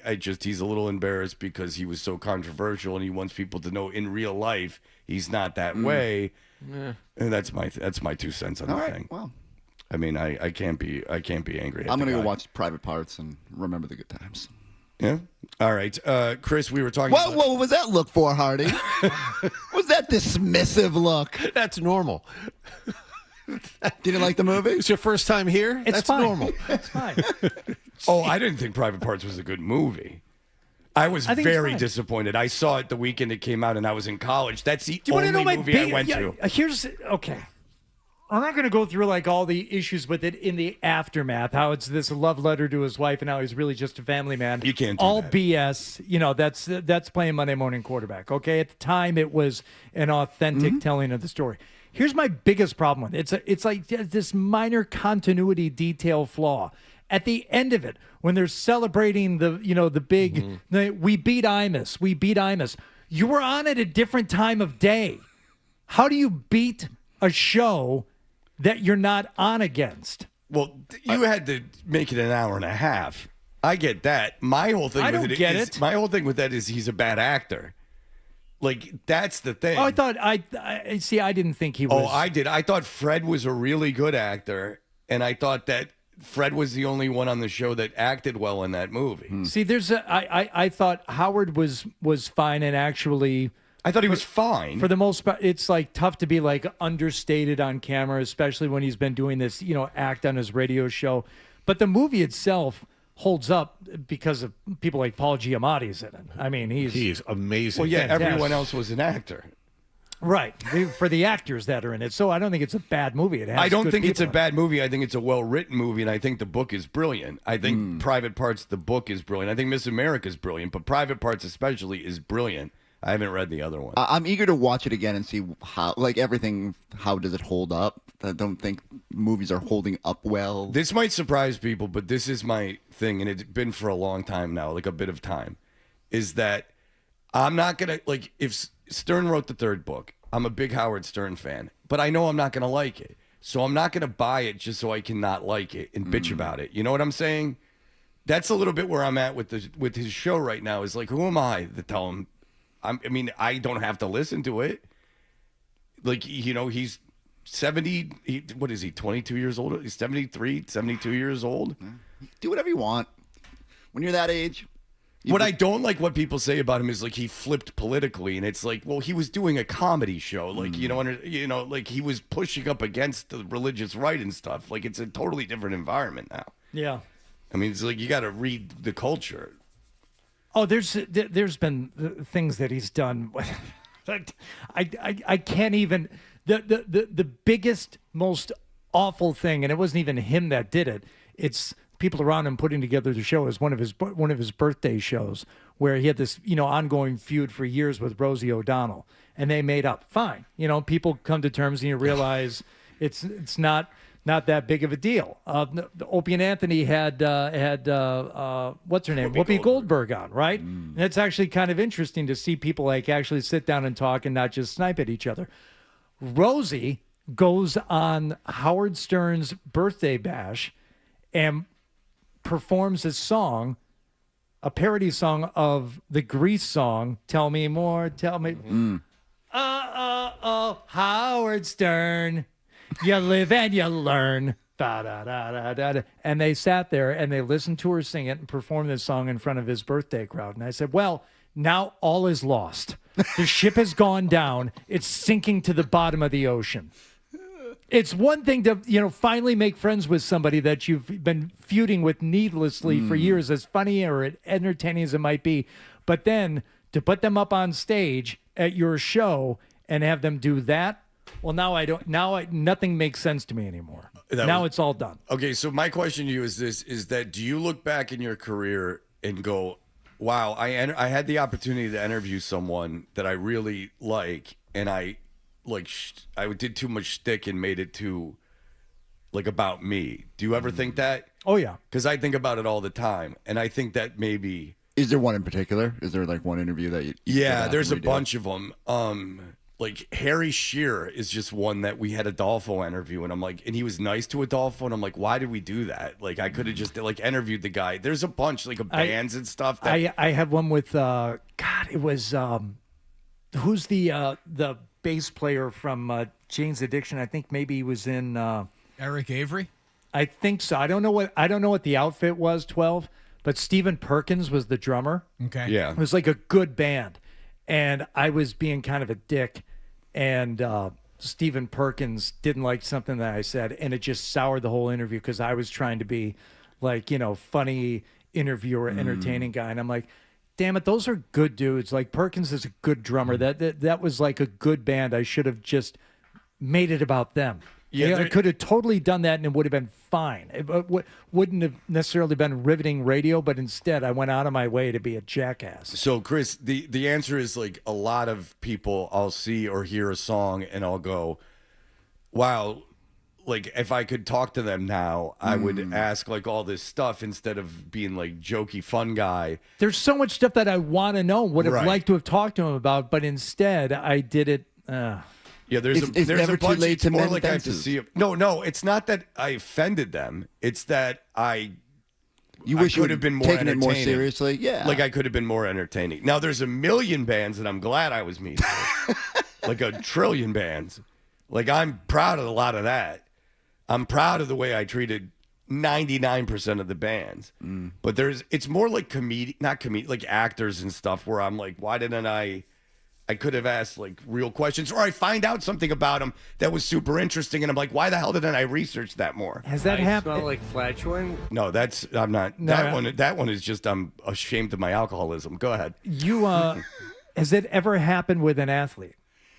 I think Like where you tried to get a little too cute in an interview, Yeah, I and think you could have. There's isolated moments where you maybe a joke falls flat or something like that, but I mean, I think it's just different. I think there's not the same level of trying to keep it light. It's there's so limited opportunity that I think I value every minute of it. Now look, there's people that are jerks that you walk away going, man, like why did I even bother? Why did I even get worked up for that? But I feel like you get a little too full of yourself as a rock DJ, especially like in your 20s, when you think like, hey, we're just both entertainers and we're going to entertain this together. When really thinking back on it, not that I had to treat these guys with more reverence, but maybe a little more respect for what they were doing, which was something, as opposed to what I was doing, which was nothing. Just being like, the rock DJ guy. And it's like, you know what? You really weren't on the same level with them when you're interviewing an athlete. And we do it here too. It's like, no, they're actually doing something. No, I so don't. You can just play those kind of straight. Off the top of my head, I don't regret anything with an athlete because I don't have any real need to get in depth into anything that they've Right. done. I don't need to be accepted by them. Right, exactly. The irreverent stuff is why I have a career, and there is a lot of that I'm proud of. But this is my diagnosis of Stern as a total psychopath that thinks I know more than I know, is that he probably looks back at his career and has interviews that he did with people that he actually likes and have done cool things that he turned into like sex stuff and kind of winces at it. And goes, he's talked about that. Oh, he has? Oh, yeah. I don't listen to it like a ton. Yeah. He's got interviews that he regretted, and it's not Elton John. Who was it? There's one that I heard him on a replay talking about recently. He's like, man, I was such a jerk, and I thought it was so funny, and he said I should have just like talked to him. Wallach, any regrets? You ever piss anyone off? Not piss anyone off, but embarrass myself in front of athletes? Sure. Happened a ton. I remember I was working at the other place. I was doing an overnight show after one of the Super Bowl wins. I think it was the Eagles win. The first one against the Eagles was 25 years ago. They gave the phone to Tom Brady in the locker room, and I'm back in the studio, and I'm interviewing Tom Brady on the air, and I completely fanboyed out. I completely that's embarrassed myself in front of him. There was a time in the World Series, I was working for a company that did like sports reports from big events, and I was at the 1993 World Series, the one where Joe Carter hit the home run, and I'm in the Phillies locker room after the game, and I'm standing next to Mitch Williams, and they go to me live. I'm talking to Mitch Williams, the guy who gave up the home run, and I'm trying to make him relaxed. And I said something along the lines of, at least it looked like a strike or something like that. Mitch Williams was not happy with me at all. Okay. The end of the interview happened quickly. Okay, but you just got thrown into that's an impossible situation. I know that, but you asked. I've embarrassed myself plenty in front of athletes, and then there's the Francona mess in his office. Well, Francona was playing around with you. So, but the thing is that I'll just I'll see it's something. different than that story. You're valid. Your Yeah. stories are very valid. I'm not. This is a separate thing. It's just I'll just more see people and go like, why the hell? Yeah. I wish I could go back and talk to that person because like there's actually stuff I want to know about them. They have a much more interesting. And maybe when you read a book about someone or something, you get more sympathetic to their situation, and there's deeper stuff that you could have gotten into. I don't want to psychoanalyze them or anything, but I think with athletes, my thing I always walk away with is I ask too many generic questions. I would have liked to have known more about their personality when they could show that human side. So I think it's so funny to me when we flip it, and it's like with entertainers, maybe you go the opposite end of the spectrum. What's nice is that when you get into like something that's almost combative, but then you like bring it home, Work through it. Best example, and this was a big one. On the Sports Hub Golf Club, I was interviewing Dr. Joseph Parent, who Who's wrote that? the book. Who's that? Who's that? He'll explain. He wrote the book Make Every Putt. I said, Dr. Parent, I said, come on, you don't reasonably expect us to make every putt. And he starts pushing back, and I start pushing back. Then I get into the philosophy of what it meant. He got into his philosophy. We came together at the end to the point now where I will quote him almost on a round-by-round basis. As Dr. Joseph Parent would say, I made my putt. It just didn't go in. well, Which is an interesting philosophy, Freddie. If you roll the putt on line at the speed you wanted to, at the line you wanted to, with the stroke that you want to make, you have to let it go. It's zen. Whether the ball goes in the hole at that point or not has nothing to do with you. That's what Dr. Joseph Parent preaches. And believe me, he and I got into it a little bit. Hey, first episode a week from Sunday. It's coming up. Yeah. It's almost time. But it's like he tells a story that we already know because everyone knows Parent-Ting, which is just the whole life philosophy that went viral. Yeah, from Dr. Joseph Parent. When they talk about parenting, they're talking about him and his book on putting. Yeah. A lot of people don't know that. I can't imagine turning into the golf show and hearing that tension. Oh, you'll hear it. Oh, you should see who he's got lined up this gonna be year. a Do you ever shake? He's actually interviewing a lawn. Do you ever shake down the superintendents that come on? I'll be interviewing a plot of turf. Yes. Hey, how you doing? Rough winter, or was it okay? He knows it's silly, but it's fun for the people. It's only 15 minutes. All right. We'll actually talk about the Celtics with our friend Chris Forsberg. Hopefully John's ready to go. I'm ready. Let's go. All right. I don't have. I've been waiting all week for Forsberg to be here. Let's go. I got to be honest with you. I don't have a ton, but we'll be back in just a moment. You're listening to Touch.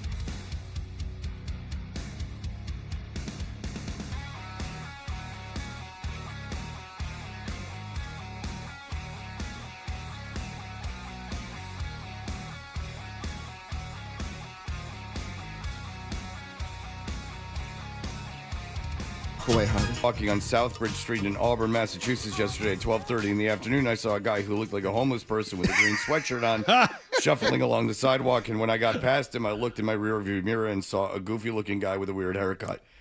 That was me. And what looked like a caterpillar on his lip. Ask him if that was him.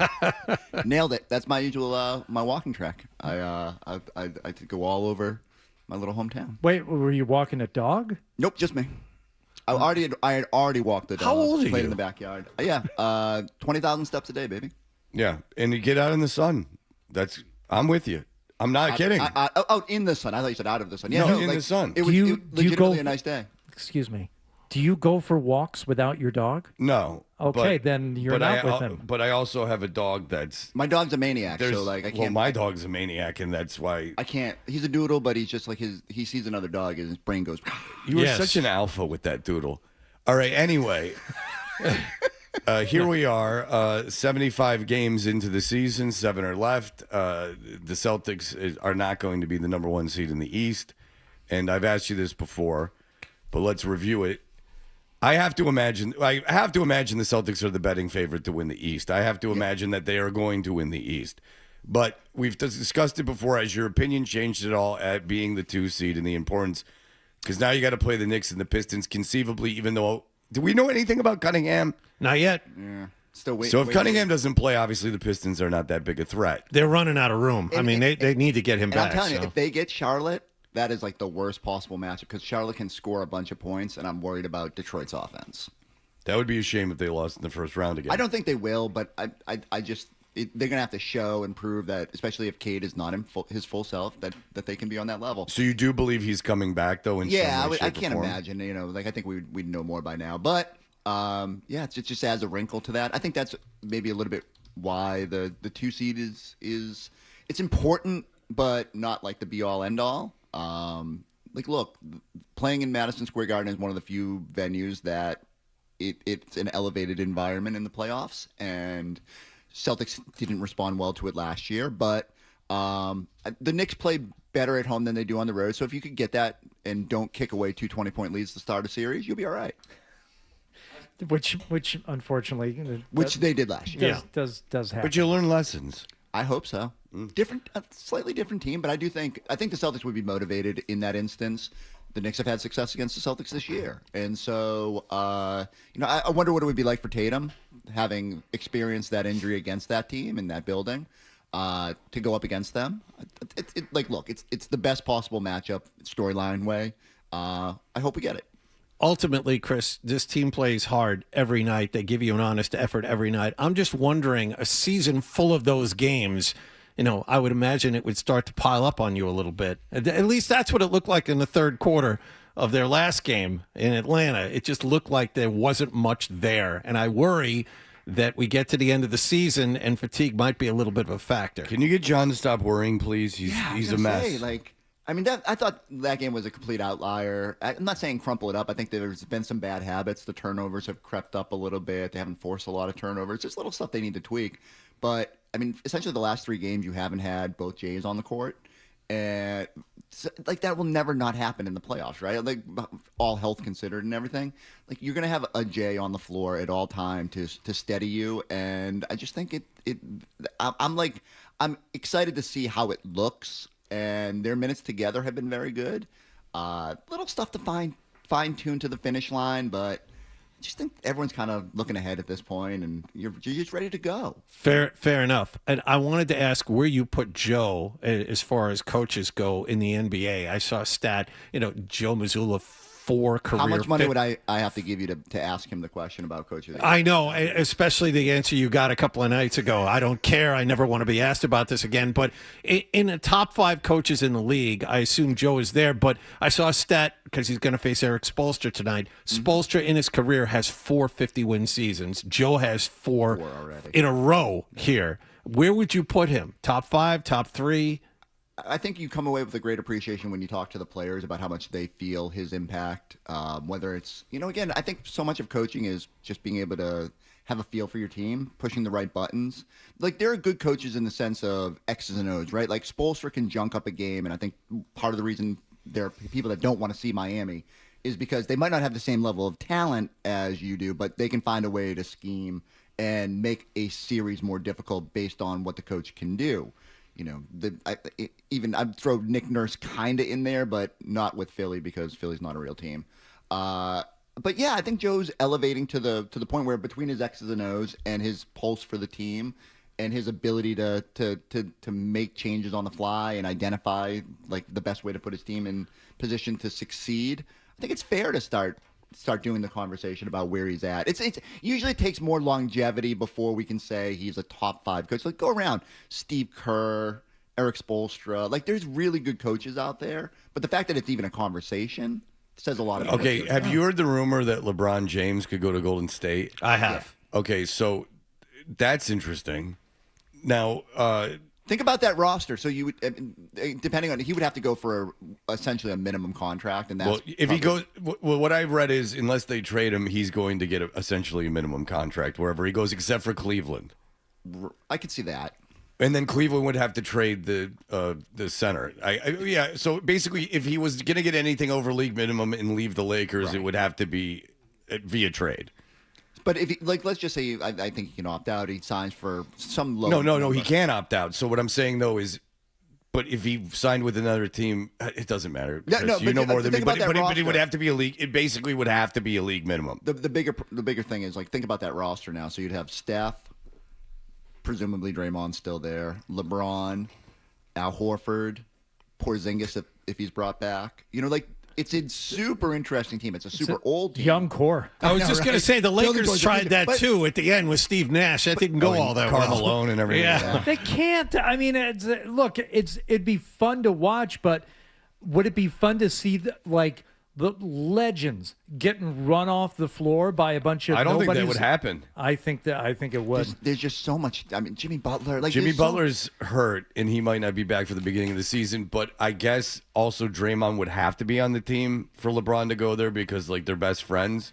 I don't think they would lose every game, but I think they would literally though some nights get run off the floor by just younger, healthier legs. Sure, and but the playoffs.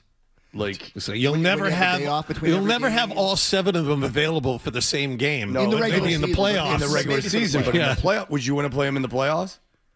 No. Yes. For the reason that you just said, you're never going to have all of them out there. Well, no, because you would have to manage the roster. You'd manage the roster. You wouldn't have them for any of the 82 games. That when you got to the playoffs, if all of them are rested, fully rested, they're not going to be all available. The hard part, they're going to be someone's going to be hurt. Steph's going to be hurt. Porzingis let's say in a going to vacuum. be Porzingis. Real He's glass not going to be guy. there. If they were to keep everybody, let's just say their whole goal is to have the full complement available in the postseason. The downside would be you probably middle of the pack in the regular season, and now you have to play Oklahoma City in round 2. And so the pathway for them to be a legitimate contender is complicated. I do think that's the biggest hurdle for them is like in a vacuum, could they win a series or 2 or 3? Yeah, absolutely. But weird old all-star team. But I think it would be fast. I do think what's the alternative? Like Steph leaves Golden State just to understand that where does he go? Charlotte, which is again, it's an intriguing storyline. Going home, he can't leave Golden State. That's the thing. I think they want to give it one last go. Although Celtics fans will feel no remorse for them if it doesn't go well because of 22. But it is fascinating. I think it would make the league a little more fun next year. Yeah, because him on the Lakers doesn't move the needle. Him going back to Cleveland's no big deal because Cleveland. I mean, I don't think that makes. And I don't even know if that's a difference. good thing for Cleveland. Exactly. Yeah. And so him going to Golden State at least would be interesting. Mm-hmm. I mean, if they're on in the playoffs. 10 o'clock at night on a weekend. Must watch. I mean, yeah, you're going to put that on. I mean, I'm going to watch that. And then he does that for a year, and then goes to Vegas or something whenever the expansion teams hit. I don't know. Like there's pathways if you wanted to play forever. I guess with that sciatica though, he's got getting himself ready to play is a huge process. They can talk about it.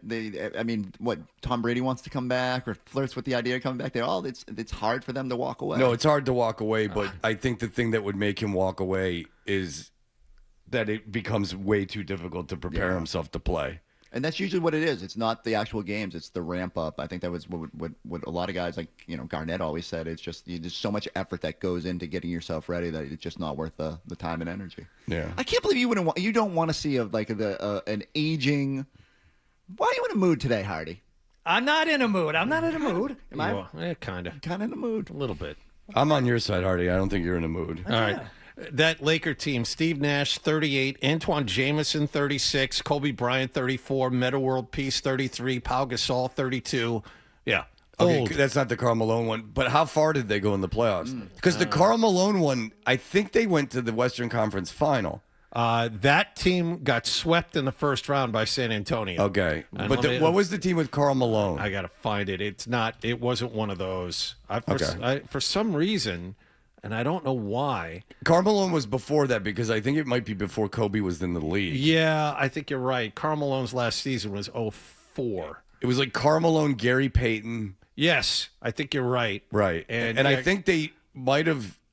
Did they lose to the? No, Maybe Kobe was on that team and they lost to the Pistons. Yeah, Karl Malone was 40 in 2004. Horace Grant, 38. Gary Payton, 35. Rick Fox, 34. Yeah, Shaq was 31. Yeah, Kobe was a lot younger. He was in his mid-20s at that point. Right, and I think they lost in the finals to the Pistons. That Pistons team that sucked with Larry Brown as the coach. That's correct. In 5 games. Kaboom.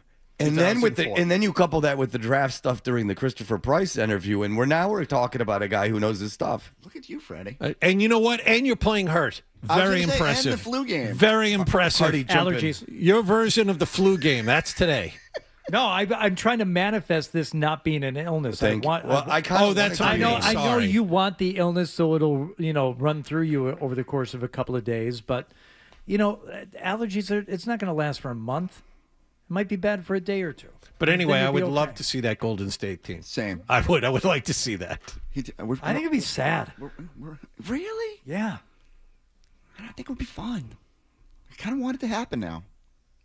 You want to see a bunch of guys that you really like and admire the falter and be shells of themselves. What's fun about that?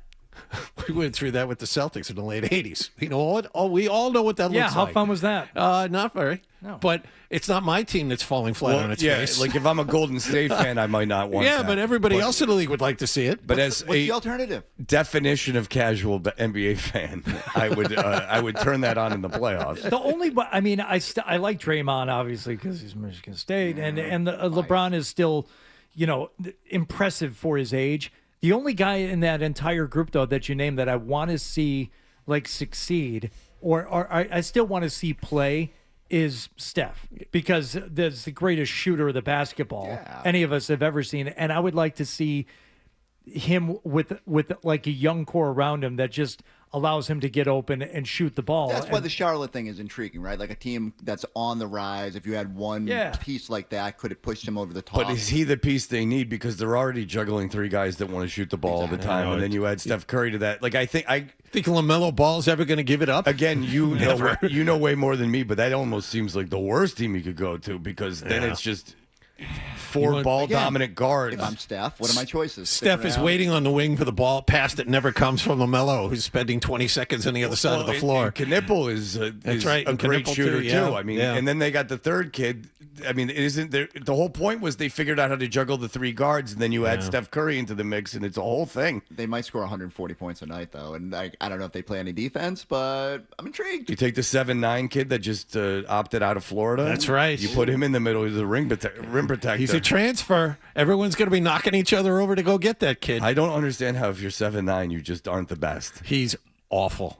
He is the guy you put in when you're up by or down by 50. It's amazing. It's sad, but true. It's like those 2 kids from North Farmington, Hardy. Yeah.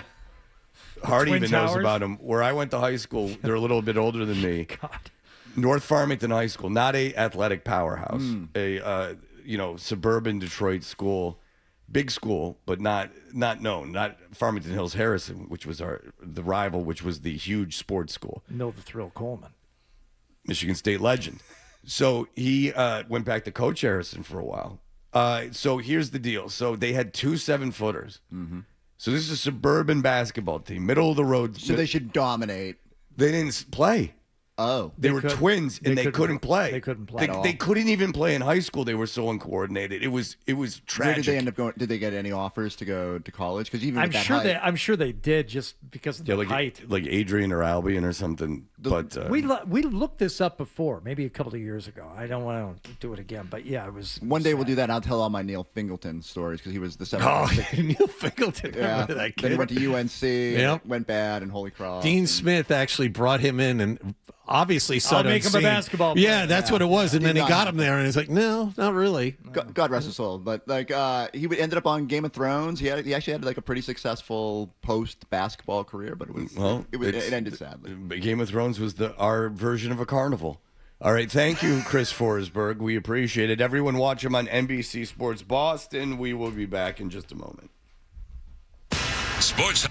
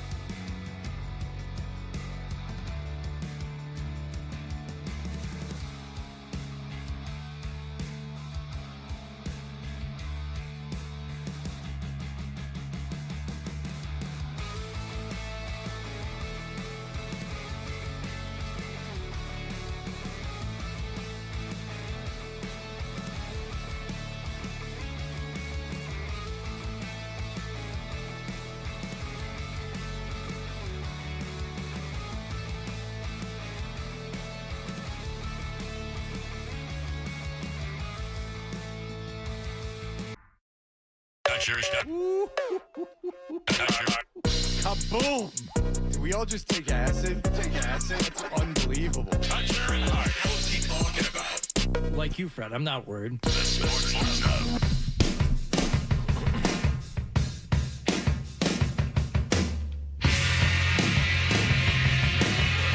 We are Toucher and Hardy, and coming up, it is the end of a long era of the show.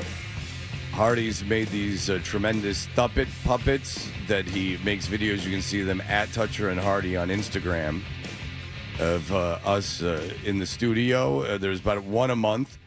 So when he trotted these out, we decided to do a contest involving the listeners that who can make a theme song for an individual puppet. Yeah, we had it narrowed down to 6. And yesterday we got it down to 3 through a brilliant internal voting system. The system worked. And the system worked. And here we are with our final 3. But, I saw Peter Wolf at the Newton Library. I asked Peter North? Yeah, Peter North at the Newton Library. He was doing a book signing. How about that? Yeah, it was for elementary school students. No, I saw Peter Wolf. I'm sorry, I'm fading here a little bit. I saw Peter Wolf at the Newton Library. I'm convinced.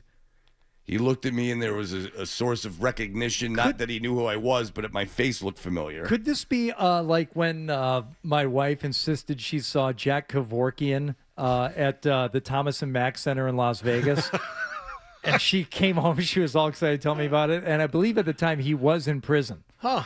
Okay, yes, it is possible that I am mistaken. Okay. The man had a black, COVID mask on, but he was all rocked out. It could have skinny guy, older guy, dyed hair, like long but not super long. You know what I mean, like the rock suit. Yeah. Oh, I know I can picture not like a perfectly the business outfit that he was suit. wearing. Yeah, it was a black shirt and kind of like a black jacket. Yes. The shoes were either a little too flat or a little too clunky, but they weren't right. Right. It looked like someone that was going to play for an older audience that evening. Yeah. But he was either wearing slippers or combat boots. Exactly. But nothing in between. Like rock and roll slippers. I think that's exactly what he was wearing. So I was like, let's have a musician judge these things. Now, obviously, all of us know musicians, but I wanted like an old school rock guy. Mm-hmm. And there were a lot of people tried. Mary Mena, our general manager, was working on it, but he just won't get up in the morning.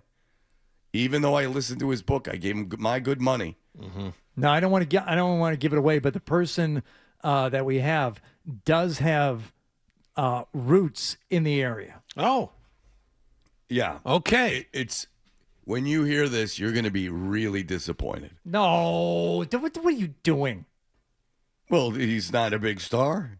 You don't know that. Okay. Now, you know the band. You know the band. And they're terrible. And see, I'm glad we're getting this out of the way now because he did this as a favor. This is a friend of mine. And if you're going to be a dick, then this is going to be a big problem. We were supposed to pretend Smash. I hate you so much. Now he's grumpy. He wasn't really grumpy before. Yeah, you know what? Now he's grumpy. Forsberg started me down the road of being in a bad mood because he kept asking me why I was in a bad mood. I don't think you're in a bad Put mood. you in a bad mood every time that happens to anybody, not just you. Man. I had your back. I don't think you're in a bad mood. But anyway, Hardy reached out to a friend of his, and you know the band. Yeah. And Hardy has gotten him to help us because we all had our own opinions on what the best song was going to be. Mm-hmm. He last night kindly agreed to listen to some of these songs and give his opinion, correct? Correct. Okay.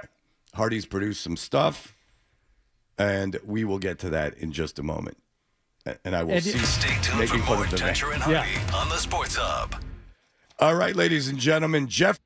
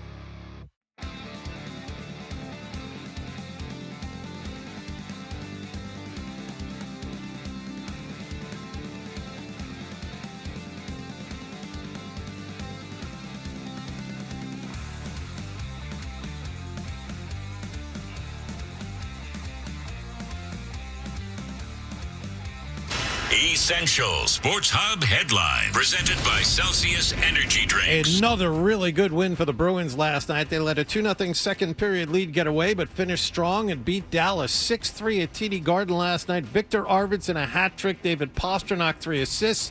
Bruins have won 4 in a row in 6 out of 7. They visit the Florida Panthers tomorrow night. Celtics continue their 4-game road trip in Miami this evening. Jason Tatum and Jaylen Brown are both expected to play. Grandy and Max have the pregame at 7 and the tip-off at 7:30 here on 98.5 The Sports Hub. Former Celtics head coach Doc Rivers has reportedly been elected to the Basketball Hall of Fame. He will go in along with WNBA stars Elena Delle Donne and Candace Parker and Amari Stoudemire. Red Sox lost their 4th in a row last night, 9-2 in Houston. Hunter Brown shut the Sox down on 1 run and 1 hit in 6 innings.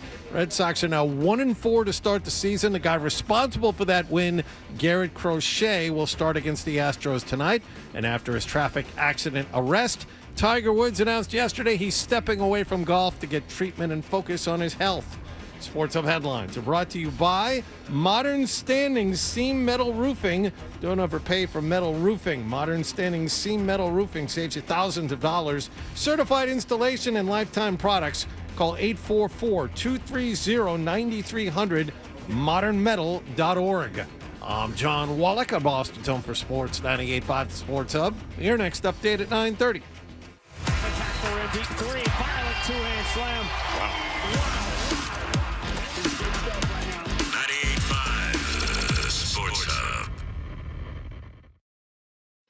And now, back to Toucher and Hardy on the Sport. To have the audience come out and make songs under 60 seconds for the various puppets. There's Nick, John, Hardy, and I. And the deal with it is we got 100, like 100, which is very impressive when you think of the effort that needs to be put into it. If we didn't play yours, first of all, I can say I listened to none of them before they were presented to me on the air because I didn't want people. They weren't supposed to send them to us. They were supposed to send them to Adam. But we narrowed it down to 3. Yes, and I think I listened probably to all of them. I think 12 you probably passed. Oh, all you of them did, along. yeah. We had a nice system worked out, and yeah, they touched your ears and my ears. All Yeah, so I mean, sometimes like the sound quality wasn't quite there. Sometimes they were really good, but you couldn't understand the lyrics. Some of them were too nice. There were 2 that were just way too mean. What are they about? People who aren't even aren't on the show anymore. Okay. Oh, yeah. I'm like, we're not doing that. No, you legally, like that would have been a bad. Yeah. Well, we're not doing that. But we played a lot of them, and as you said, Fred, we had 6 of them yesterday. We had it narrowed down to through a very calculated effort. We got it narrowed down to 3. Now what? Okay. We got it narrowed down to 3. We need help. But we've already gone through the process of ourselves grading the songs. So Yes. the idea was to bring in a big rock and roll star, and ladies and gentlemen, we have done it. We have done it, and we wanted somebody who is in the business, knows what it's like to put on a show, to be maybe perhaps the greatest party band this world has ever seen, and that. Jimmy Buffett? He's dead. What are you looking at me for? That's how I introduced them. The final night of the 90s cruise. Right. You couldn't ask for a bigger party band for this last party. Did you say greatest, or you couldn't ask for a bigger? Don't know. Can't remember. Because greatest, your nose is growing. There were superlatives used. I can't remember which one. But for your pleasure and for our edification, the new lead singer of the band Smash Mouth, I give you Zach Goody. Hey, what's up, guys? Thanks for having me on. It's an honor to judge these 3 incredible pieces of art. Wow, I don't even know where to start. I mean, first of all, they're all so mean. Why is everybody so mean to you guys? All right, if you ever doubted our credibility, not only did we find someone... You stepped right on it. Oh, I did? Yes. Mean. Why is everybody so mean to you guys? It's just a joke. See, it's just a joke. Oh, I'm sorry, I stepped on that. Yes. So that is right. Your ears are not deceiving you. The original singer of Smash Mouth is deceased. Right. Mm-hmm. But the band, what do you want them to do? Stop playing? No. Right. So what do? You get a hired gun. Mm-hmm.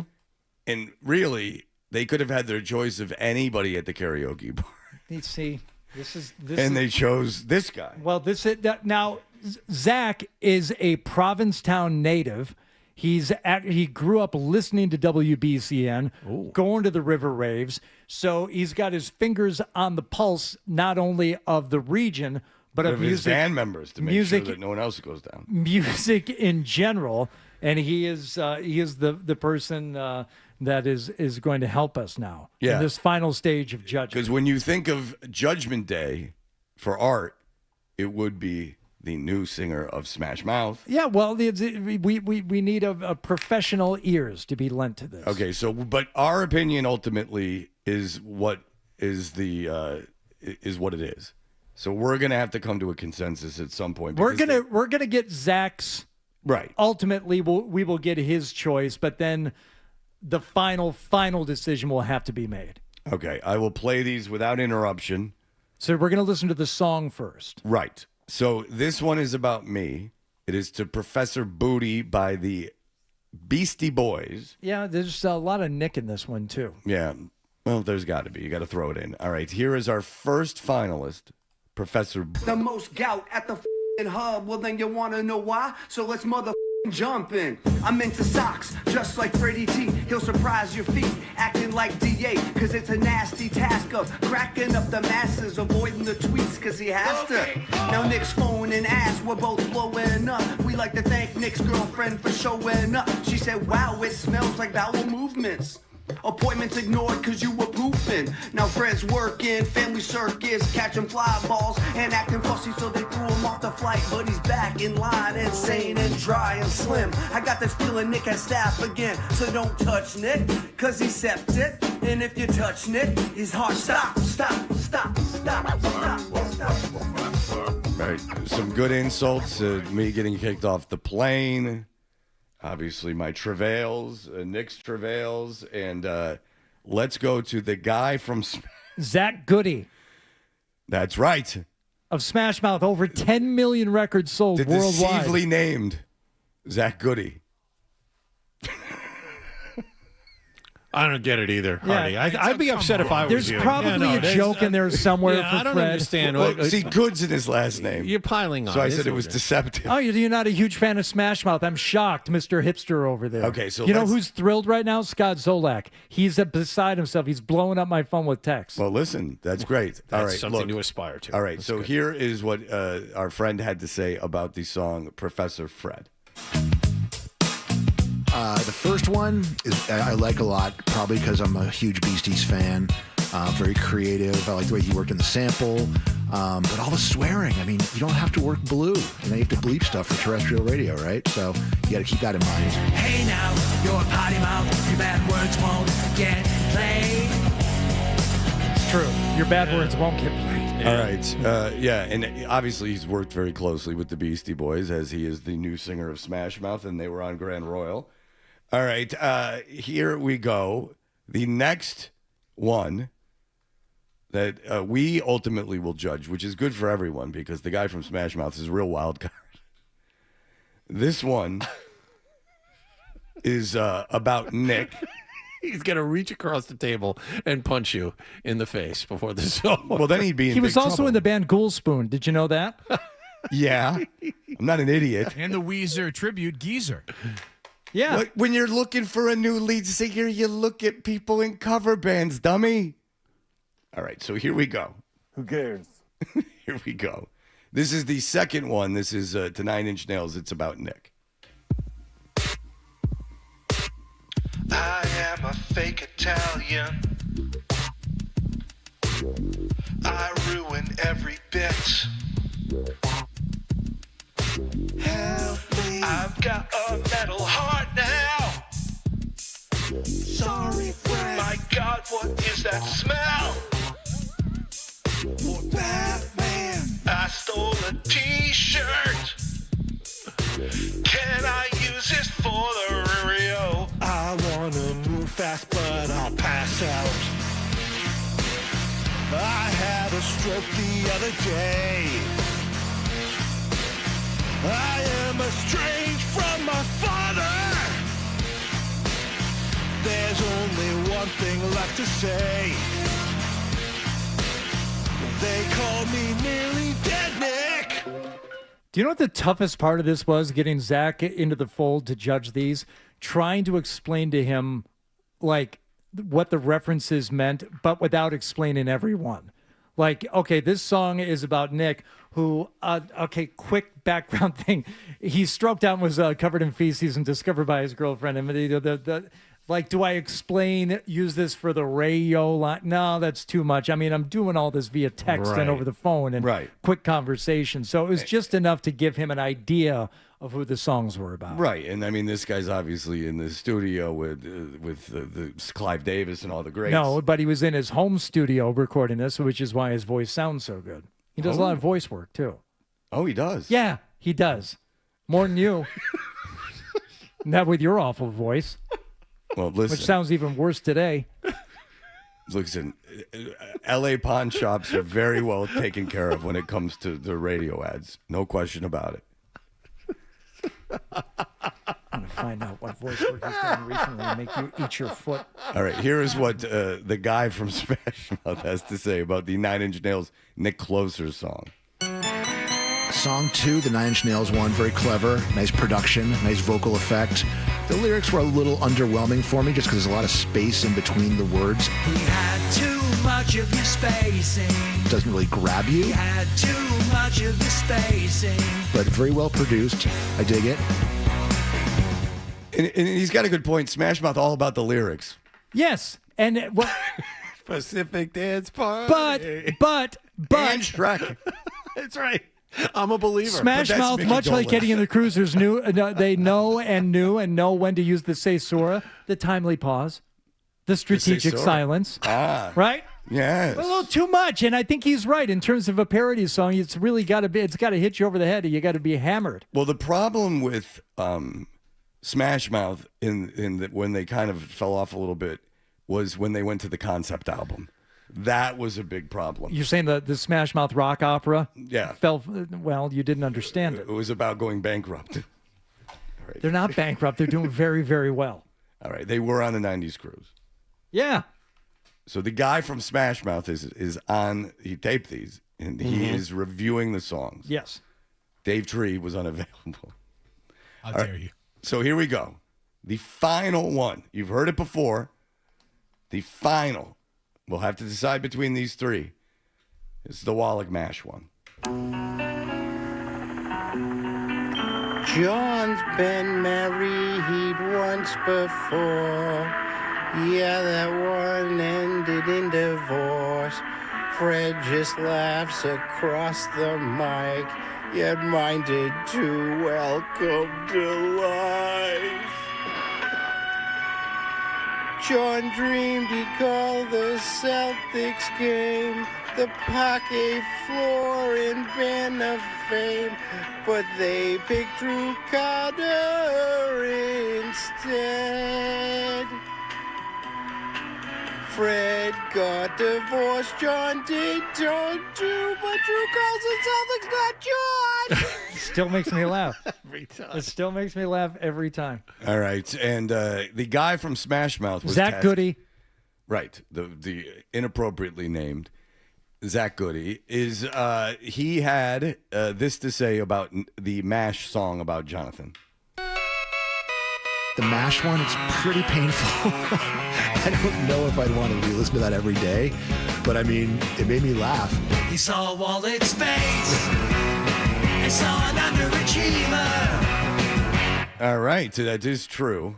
Now, you have to remember, I'm a Believer had been out for many, many decades before they covered it. All right. Now we are tasked with our final decision. Oh, he doesn't have a big. Which one he liked better? Do we play what he won? Which one he wants the most? Yeah, I mean, it's not the final decision. It doesn't count. No, as a vote. I get it. I'm just curious as to what he thought. Yeah, I mean, we need a professional opinion, and for that we have Zach Goody of Smash Mouth to give us his professional opinion. Now you go, the singer from Smash Mouth died. Not so fast. That's true, but also it can be true that Zach Goody is the new singer of Smash Mouth. Yes. They're still touring. A Yes. new album's coming out. A new album is coming out. You can see them. They have a show coming up on April 9th, and which is what, carnival? 8 days from now. No, it's at the Concerts in the Village series in Destin, Florida. They'll be playing that. Followed by the concerts at Busch Gardens in Tampa on April 12th. Yeah. When you get in on the roller coaster, take a minute, check out the mouth. Actually, you know what? They're playing in. They're doing a tour in Brazil. Huh. Smash Mouth and Spin Doctors are playing in Rio on April 22nd. I fear riots. All right, here is what our friend from Smash Mouth had to say about who he thought won this contest. So that's a tough choice. They're all so different, you know. But I listened to them a few times. I kept an open mind, and I'm going to have to go with the Beasties one. I'm voting for Beastie Boys. I hope I didn't hurt anybody's feelings. And that's all I have to say on this matter. If you ever need me to settle a tie, just call me up and I'll be there for you guys. Pick the Beastie Boys this night. You did. Yeah. The Beastie Boys number one. Just make sure he doesn't have a shift. Don't. The Olive Garden Oh. will fire him if he does not show up. The tables will not bust themselves. He's a touring musician, and he was kind enough to do this, and you're a prick. No, that's Yes, not true. you are. All right, so here we go. It is Professor Fred, the Nick Closer song, and the, of course, Wallach Mash one. That's 3 people represented. Now, the number one question is, Hardy, so you are going to make a Thuppets video with the song. Yeah. Okay, so this tasks me with thinking about it visually. John, the ball is in your court. Make your argument for who you think is number one. I think the creativity, I like the Fred Beastie Boys song a lot. The flow is really good, and I would think you would have no trouble making a Thuppets video out of that. My favorite one continues to be the MASH song Centered on Me. I think that has kind of stood the test of time. And like you said, Hardy, I laugh every single time I hear it. So I understand the video might be difficult, but that is my choice. I like the Wallach MASH song a lot. I'll go second since he should be like really, because he's making the video. Right. Okay, but the Professor Fred one lyrically is the most difficult to pull off. However, I don't see how a video is made of that. There's too many insults, like of varying things happening. Okay, so that narrows it down. Because it was to make a theme song for the Thuppets. So this goes into my decision making. You cannot fault me for this. I mean, you can, but I'm explaining it. So it gets down to the Closer 9 Inch Nails one and the MASH one. I see, first of all, with the MASH one, I see if Hardy was like making claymation of and having to recreate the Korean War set for MASH, which, I mean, we would want a scale model of it. And, you know, Nick coming in via helicopter, and these puppets are not small.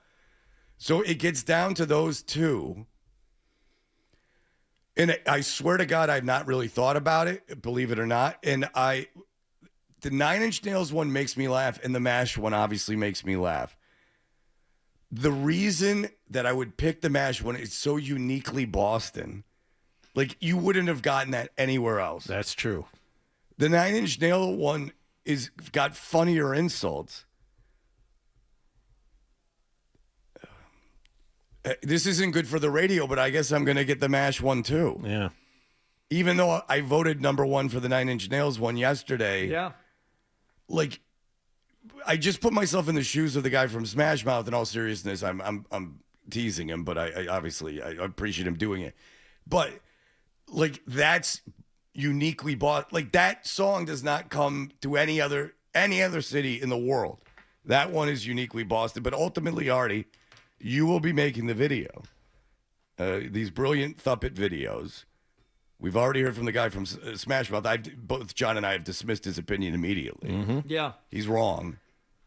I mean, the MASH one has kind of an unfair advantage because it was the first one we really attached ourselves to and just couldn't get out of our heads. But at the same time... Sean? All right. Shush. Okay. Don't lash out at me because you're pissed at him. Jeez. I'm not pissed. John. I'm making He's my thinking. case. He's pissed at you. I'm making my case, and I don't want to be interrupted. Okay. With that, did I combat you? Did I debate you? when Not you were at all. talking about it? You sat there fuming. It had the unfair advantage of going first and getting played a lot. The Beastie Boys one has the best rhymes and the best flow. It was the most difficult to do. Yeah. And that Nine Inch Nails one is so good. The guy does, and as Zach Goody, lead singer of Smash Mouth, correctly pointed out, probably something you couldn't hear, Fred, with your dumb ears, that he actually gets the vocal stylings right and kind of mimics Trent Reznor. And he knows all about mimicking. He does.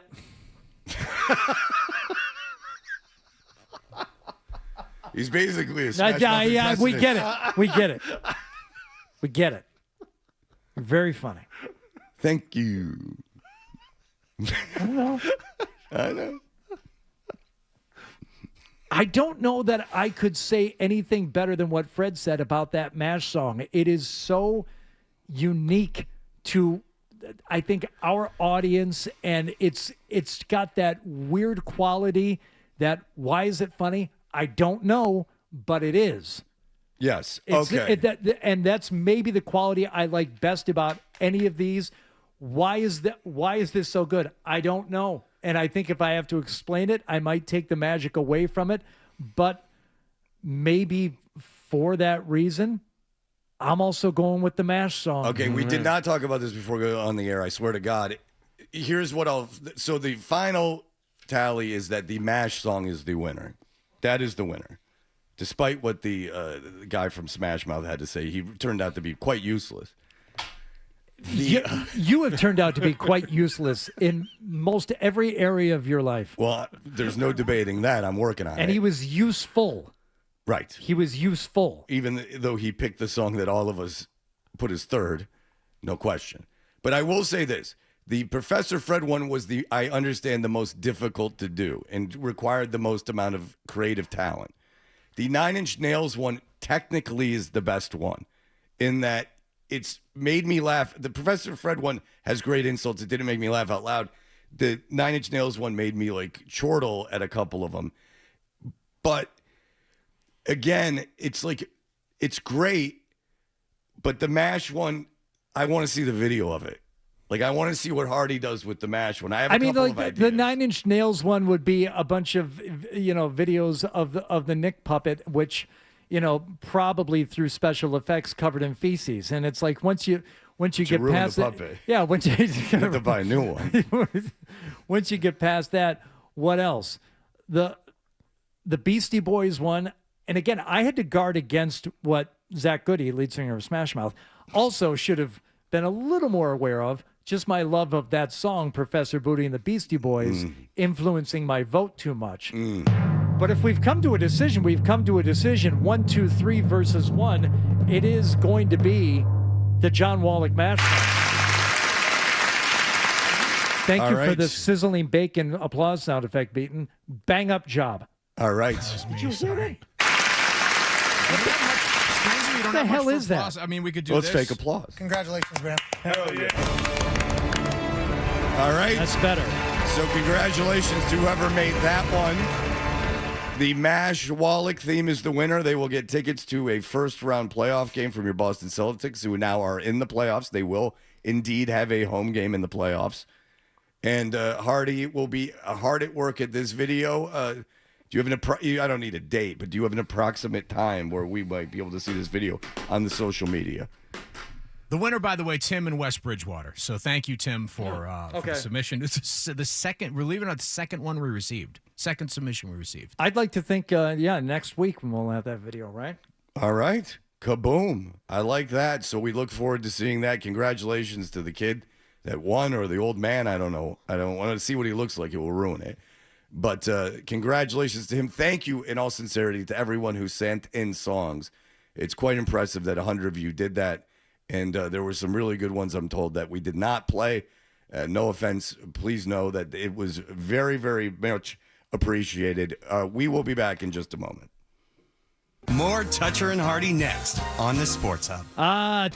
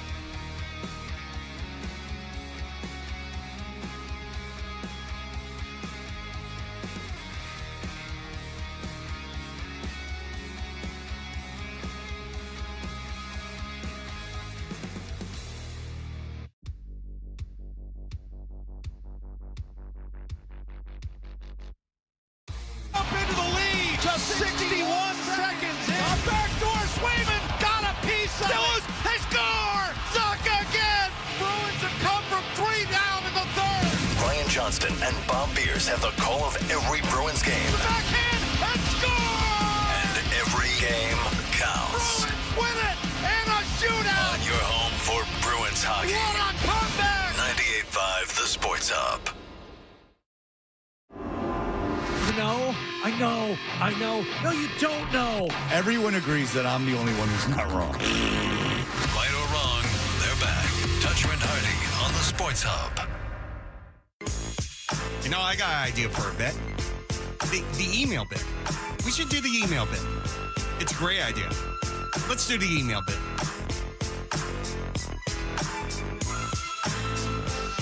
Hey, we just had a winner in our big Thuppets contest that it only took us 6 months to get to the end of that thing. But there we go. No, it was great. And we do appreciate everyone again, even the guy from Smash Mouth. But another winner is Jeffrey Glassman Injury Lawyers. They're the biggest winners in town. If you've been hurt in a car or work accident, you got to get Glassman. Don't just send an email. Call all sevens at 617-777-7777 or visit gottagetglassman.com. I've now gone to a very deep baritone. Yeah. This is very seductive. Al Cole. That's who you are now. Thank you. Do you ever think that, your voice sounds better like that? I think every voice guy, 12, you've had to deal with this before too, where your production guy's like, I got a cold today, but I think it sounds really good. And they voice a bunch of stuff and you're like, no, it sounds different and weird to you, but it just sounds like you're sick. Yeah, pretty much. Yeah. Well, with your throat, it's a weird thing too, because like you're supposed to come into work, but then you sound like crap. So it's kind of like a catch-22. Like if I don't come into work, I'm going to get crap. And if I come into work and sound like crap, I'm going to get crap. Yeah. I mean, not this time, but in the past. Yeah. Like so what am I supposed to do? That's kind of the position I was in. I'm like, I know I sound like crap, but if I don't come in, and then finally Rick, in great wisdom, said, stop coming in. Yeah. So there you go. I'd like to think, too, that we've created an environment now, Fred, where on a day like today, you don't mind coming in so much because you'll have support and we'll put on a good show. No, I like coming in. I don't want to lose my voice. Yeah. That's all. Yeah. That you can understand that's a point of concern course, for me. Of course. All right. This is from Ben. Hey, boys. While I'm slightly disappointed that the MASH song won the competition, I'm a civilized member of society and will respect the democratic process, which it really was. I mean, I got to give us some applause for our voting. It ran like a tick, like a clock. It could have been a real mess. We didn't really talk about it that much beforehand. The idea that we came to a consensus is very good. My vote would have gone to Cornbread. Could have been a great video, maybe too dirty, perhaps. Do you remember Cornbread? I believe that was the lyric about Cornbread wants him a piece, and it was all about Cedric Maxwell wanting to have sex with Wallach's wife. Right. It's one of the finalists from yesterday. Okay. I find it funny Fred gave such a stink about having a bona fide rock star on to help you guys judge, and you land on the replacement singer from Smash Mouth. New lead singer. I'm glad that you find it funny. I found it, quite frankly, devastating. Totally respectable and well-known. Very much looking forward to the new Thuppets video. That's Ben from Weymouth. So good for him. I have one. Sure, the Waldick one is funny, and maybe it's just me. I can't understand half the words every time you play it. I try to understand it, but I miss like 8 or 9 words. There's only 2 words at the end that are indecipherable, and that's, again, one of the reasons why I like it. Maybe we'll never know. I liken it to the first REM album when Michael Stipe was in a hallway just singing gibberish in the dark because he didn't have lyrics written. You're not supposed to know, but every other lyric in that song, we have determined what he's saying. All right, blinded by the light, wrapped up like a douche, another runner in the. Runner in the night. I mean, sometimes songs are open to interpretation. Hardy is my hero. This is from our friend Alex. For putting that stupid interrupting parrot in his place. Thank you. That's right, Hardy. You got some love for giving Wallach the for what shushing for. Wallach? Okay. John Wallach, oui. This is a guy who's mad, Junior. Again, that's what I'm laughing at. It just came in because, dude, I didn't. What do you want me to do? They weren't supposed to go to me. Follow up. We spent 3.5 years to hear MASH 378 times, only to have it go chalk. Way to build suspense. Sigh, I'm just butthurt. Keep up the great work on the Thuppets and whatnot. That's from Junior. See, if you have to understand how much we appreciate it if you sent a song in. It's in no way a insult to you if it didn't win. We really do appreciate it, and they were all great. In fact, from what I'm told, some of them we just couldn't play because they were making fun of people that are no longer here, and that wasn't. Now, we couldn't really do that. And again, to pull the curtain back, like every single thing you guys sent to me, I listened to. And every single thing you sent to me, I listened to. I put in a Slack channel for Hardy and other people to listen to. Like, even if it didn't make it to the air, it was heard, it was probably laughed at, and was appreciated. I can think of maybe 2 or 3 that were just like not good. Everything else had something redeemable about it. And just real quick, Fred, to people that may be emailing you upset, like, well, you mean you didn't listen to him? Part of the bit is Fred can't listen to it ahead of time because part of the bit is him reacting to these songs in real time. Well, that is true, but also, out of it. but also it was true that I wasn't supposed to get them, and if I listen to some of them and not all of them, then that gives an unfair advantage to the one that sent them to me. Precisely. So there is a fairness to me not listening, because if I listen to one, then I got to listen to all of them. So I didn't listen to any of them. I really didn't. So, and I appreciate you sending them to me, but they weren't. But maybe I will in the future. But as for now, that's not where they were supposed to go. The contents rules where they were supposed to go to Adam. And again, my vote counted. It was 1/3 of the vote. So 1/4. No, the guy from Smash Mouth. Zach Goody had a vote. Much as in life is Zach not worth anything. Now I'm all done. Got one from Paul from West Newbury. Sorry. Does he know a Goody Mob, the first Sam, Yes. the cover band that he did? Got in a little bit of a tangle with doing the lyrics. The Goody Mob cover band. I can't believe I'm siding with John here, but John, you were interrupted. You were saying, Yeah, sorry, late sending this, a little behind. The first golf show on Masters Sunday, ? A bit sacrilegious, don't you think? No. what the hell's that supposed to mean? Let me finish. There's more to this. Besides, all real golfers will be watching live from the range. Sorry, Hardy. Good luck anyway, Paul. Really? You're going to be watching live from the range at 7 a.m.? No. I've never seen it, so I don't know. As much as I make fun of the golf show and its placement and its really irrelevance, Masters Sunday is the day to debut the golf show. Yeah. I mean, part of the reason the Masters is so popular is that it's spring, correct? It's golf season starting. The time of year, it's for everybody, even if you're not into golf. It's an unofficial sign of spring. I will say this. I'll be watching on the range 7 a.m. on Thursday and Friday. But once you get to the weekend and the cut is made, there's not even that many guys out there at 7 a.m. The tee times are later, and, yeah. We'll play the golf show in the background. There's no kind of commentary going over the people on the driving range that's worth anything. That's a good point. You're not watching that for the comment. You can just see the screen. The Golf Channel, for all we know, doesn't have microphones. The Golf Channel has been produced in this building, at the barber shop, anywhere in a pro shop. Yeah. The Golf Channel might as well not have audio. It's meant to be played in mute. Much like Pardon My Take. Right. Not Pardon My Take, pardon the interruption. Pardon the interruption. Either. Yeah. Well, that's the thing is that they put the talk shows on at 10 a.m. when no one's watching TV. So I guess so they can have the digital clips for later. But yeah, the debate shows, no one ever hears what they're saying on live TV. They're at 10 o'clock in the morning. Yeah. Might be the worst time to be on the television of any time. All right. This is from Timma. If you were forced to hang out with a group at least once a week, who would you pick from the following groups? Belichick and Lombardi, Pat McAfee and the Con Man, or the Boom Guy and his kids? Okay. I read that email, and I have my answer easily. There's no way I would spend 1 second with Belichick and Lombardi. They're pieces of garbage. Lombardi is a con man, and I can't stand him. The McAfee people I might feel like I had been sprayed in vinegar by the time I was done with them, as they are douches. The Boom people, some of them are kids and are redeemable.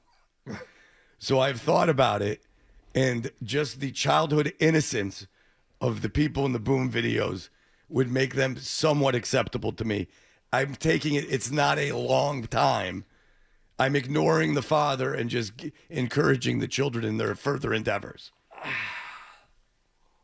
I don't think but I don't want to hang out with any kids. I got to hang out once a week with kids that aren't mine.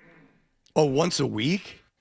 If you were forced to hang out with a group at least once a week, who would you pick from the father? Like one time, I'll go with the boom guy and the kids. But once a week, I got to get together with this guy and his kids. I don't think I can do that. That's got to be McAfee by default, no? Well, no, because Belichick won't talk. You just have to put up. Can you hit Lombardi? That's the question. That's an interesting exercise once a week. I don't know. I don't have an answer. Because one time is the boom guys, but I honestly would not want to be in the presence with all of them. Like if Pat McAfee, who's a big star, came in here, I'd be like, ugh. I really would be. I'd be like, ugh. Like I wouldn't want to be like try to be his friend or like be chatty with him. I mean, if he shook my hand, I'm not gonna like hit him. Funny thing is, we had him on during one of the Super Bowls. I forget which one it was, and he was good. Well, he's a great guest. Yeah, because he's animated and outspoken. It's just a lot when it's on for 2 hours. Like John Raphael in Parks and Recreation was a great character, but you couldn't make a show about him. It would be too much. Spicoli in Fast Times at Ridgemont High. Great character, but you can't make the movie about him. Sure, small doses. Yeah. David Lee Roth is a tremendous radio guest. You give him his own show, he's got 20 hours to fill. It's too much. That's my take on that whole thing. Pardon it, if you would. All right, so we'll be back in just a moment to finish this thing up. Sports Hub headlines.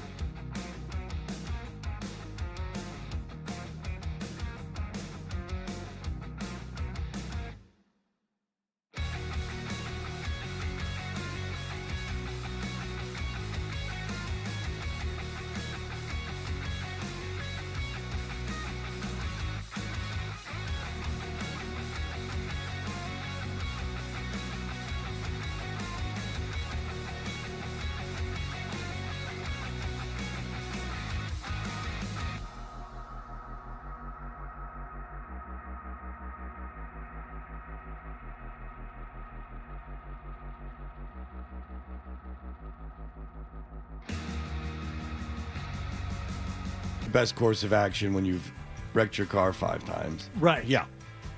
And the nudge from the judge always works. Yeah. It's not that. I don't think it is court-ordered rehabilitation. No, but it helps with the case. Yeah. When always a sure sign that someone's ready when they're doing it in the immediate aftermath. It's not, I don't mean to make. I'm really not making light of it. But Tiger has been messed up for years, and whether you're like turning a blind eye to it or just not, wishing to see what's obviously been happening in front of all of us. Unless he's done, he's not done. He almost lost his leg in a car crash and is still putting himself behind the wheel, impaired. Well, he's been through like some ungodly amount of surgery, so I imagine he's got a ton of medication, and if you take opiates, you're going to get addicted to them. Yeah, and I've got sympathy for anybody who's found themselves addicted like that, but there's also this nagging thing in the back of my head, like all of his injuries are self-induced in one way or another. The first big one that I can think of was the broken leg that he still won the U.S. Open on. How did he break his leg? If memory serves, that was from training, doing 15-mile runs in combat boots because, he was trying to go through some unresolved father issues, and he was training himself in a way that was not smart. So that was kind of self-inflicted. Oh, he had that other bad car crash. How did that happen? Gee, I wonder. As he was flying down the highway, driving himself to an appearance that he had to do. All this stuff is self-inflicted. So it's easier to have sympathy for somebody who's gone through all these surgeries by no fault of their own. But all this stuff is pretty much his own doing. Yeah, but his father destroyed him. Oh, yeah. It totally messed with his head. Yeah, totally. So, you're not an evil person training like a maniac with the flak jacket on and combat boots and running around. It's stupid, but, his father obviously fought a Nam. There was some kind of thing going on there. His father used to take ladies on the golf course they practiced at and bang them in the trailer. And I'm not making that up. That's in the documentary. I feel really bad for him. He had a very controlling father that was unfaithful in front of him. It's a mess. But you can't build a superhuman. You can't do it. You can't make another person become a superhuman. You can make him a golf champion. But then, he's got a lot of life ahead of him, maybe. And then you turn 50 years old and you're still crashing cars. It's not good. But he's going to rehab. So that was the only question you had for John? No, there was another thing that he was saying, but I forget what it was. We got Doc Rivers going to the Hall of Fame. Doc Rivers going to the Hall of Fame. Yes. Into that, there's going to be a lot of debate about that. Everyone gets into the basketball. Yeah, Hall of Fame. Amari Stoudemire is from the Hall of Very Good, too, and he's going in. I've lost faith in that. It doesn't matter. Bam Adebayo is one of the finalists for the Sportsman of the Year thing. Derek White, same thing. Was his 89-point game? Was that a sporting thing that he did? I can't wait. It just didn't seem very sporting at the time. I didn't hate him for it. Well, he would say, "I was having a night and they left me in." That's what he would say. Is that what anyone else says? No. And oddly enough, that's exactly where the Celtics are tonight. I got so much pushback when I said he's going to the Hall of Fame. He's going to the Hall of Fame. Bam I would stake Adebayo? my life on it. Oh, Bam Adebayo has been on the Olympic team. He's going to the Hall of Fame. Sure he is. Remember that when I got all that pushback about him going? Everyone gets, except for Maxwell, Cedric. He played too early. But if you play modern day NBA and you were any good, you're getting in the Hall of Fame. Yeah, the last decade or so of inductees, you look at a lot of them and go, okay. Really? So you see Doc Rivers, who won one championship with a loaded deck, and Amari Stoudemire go in, and you're like, oh, all right, well. Yeah, and Doc was like a good point guard.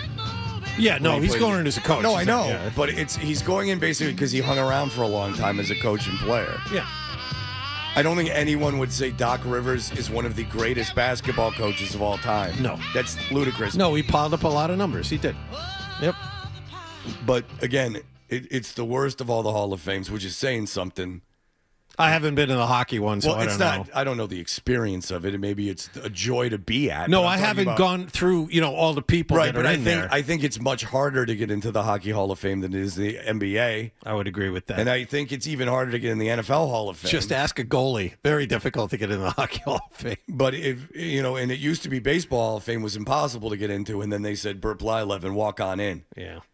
And that's another one of those things that every debate I've heard about Burt Blyleven being in there, I couldn't disagree with more. It's almost like the people don't have a point.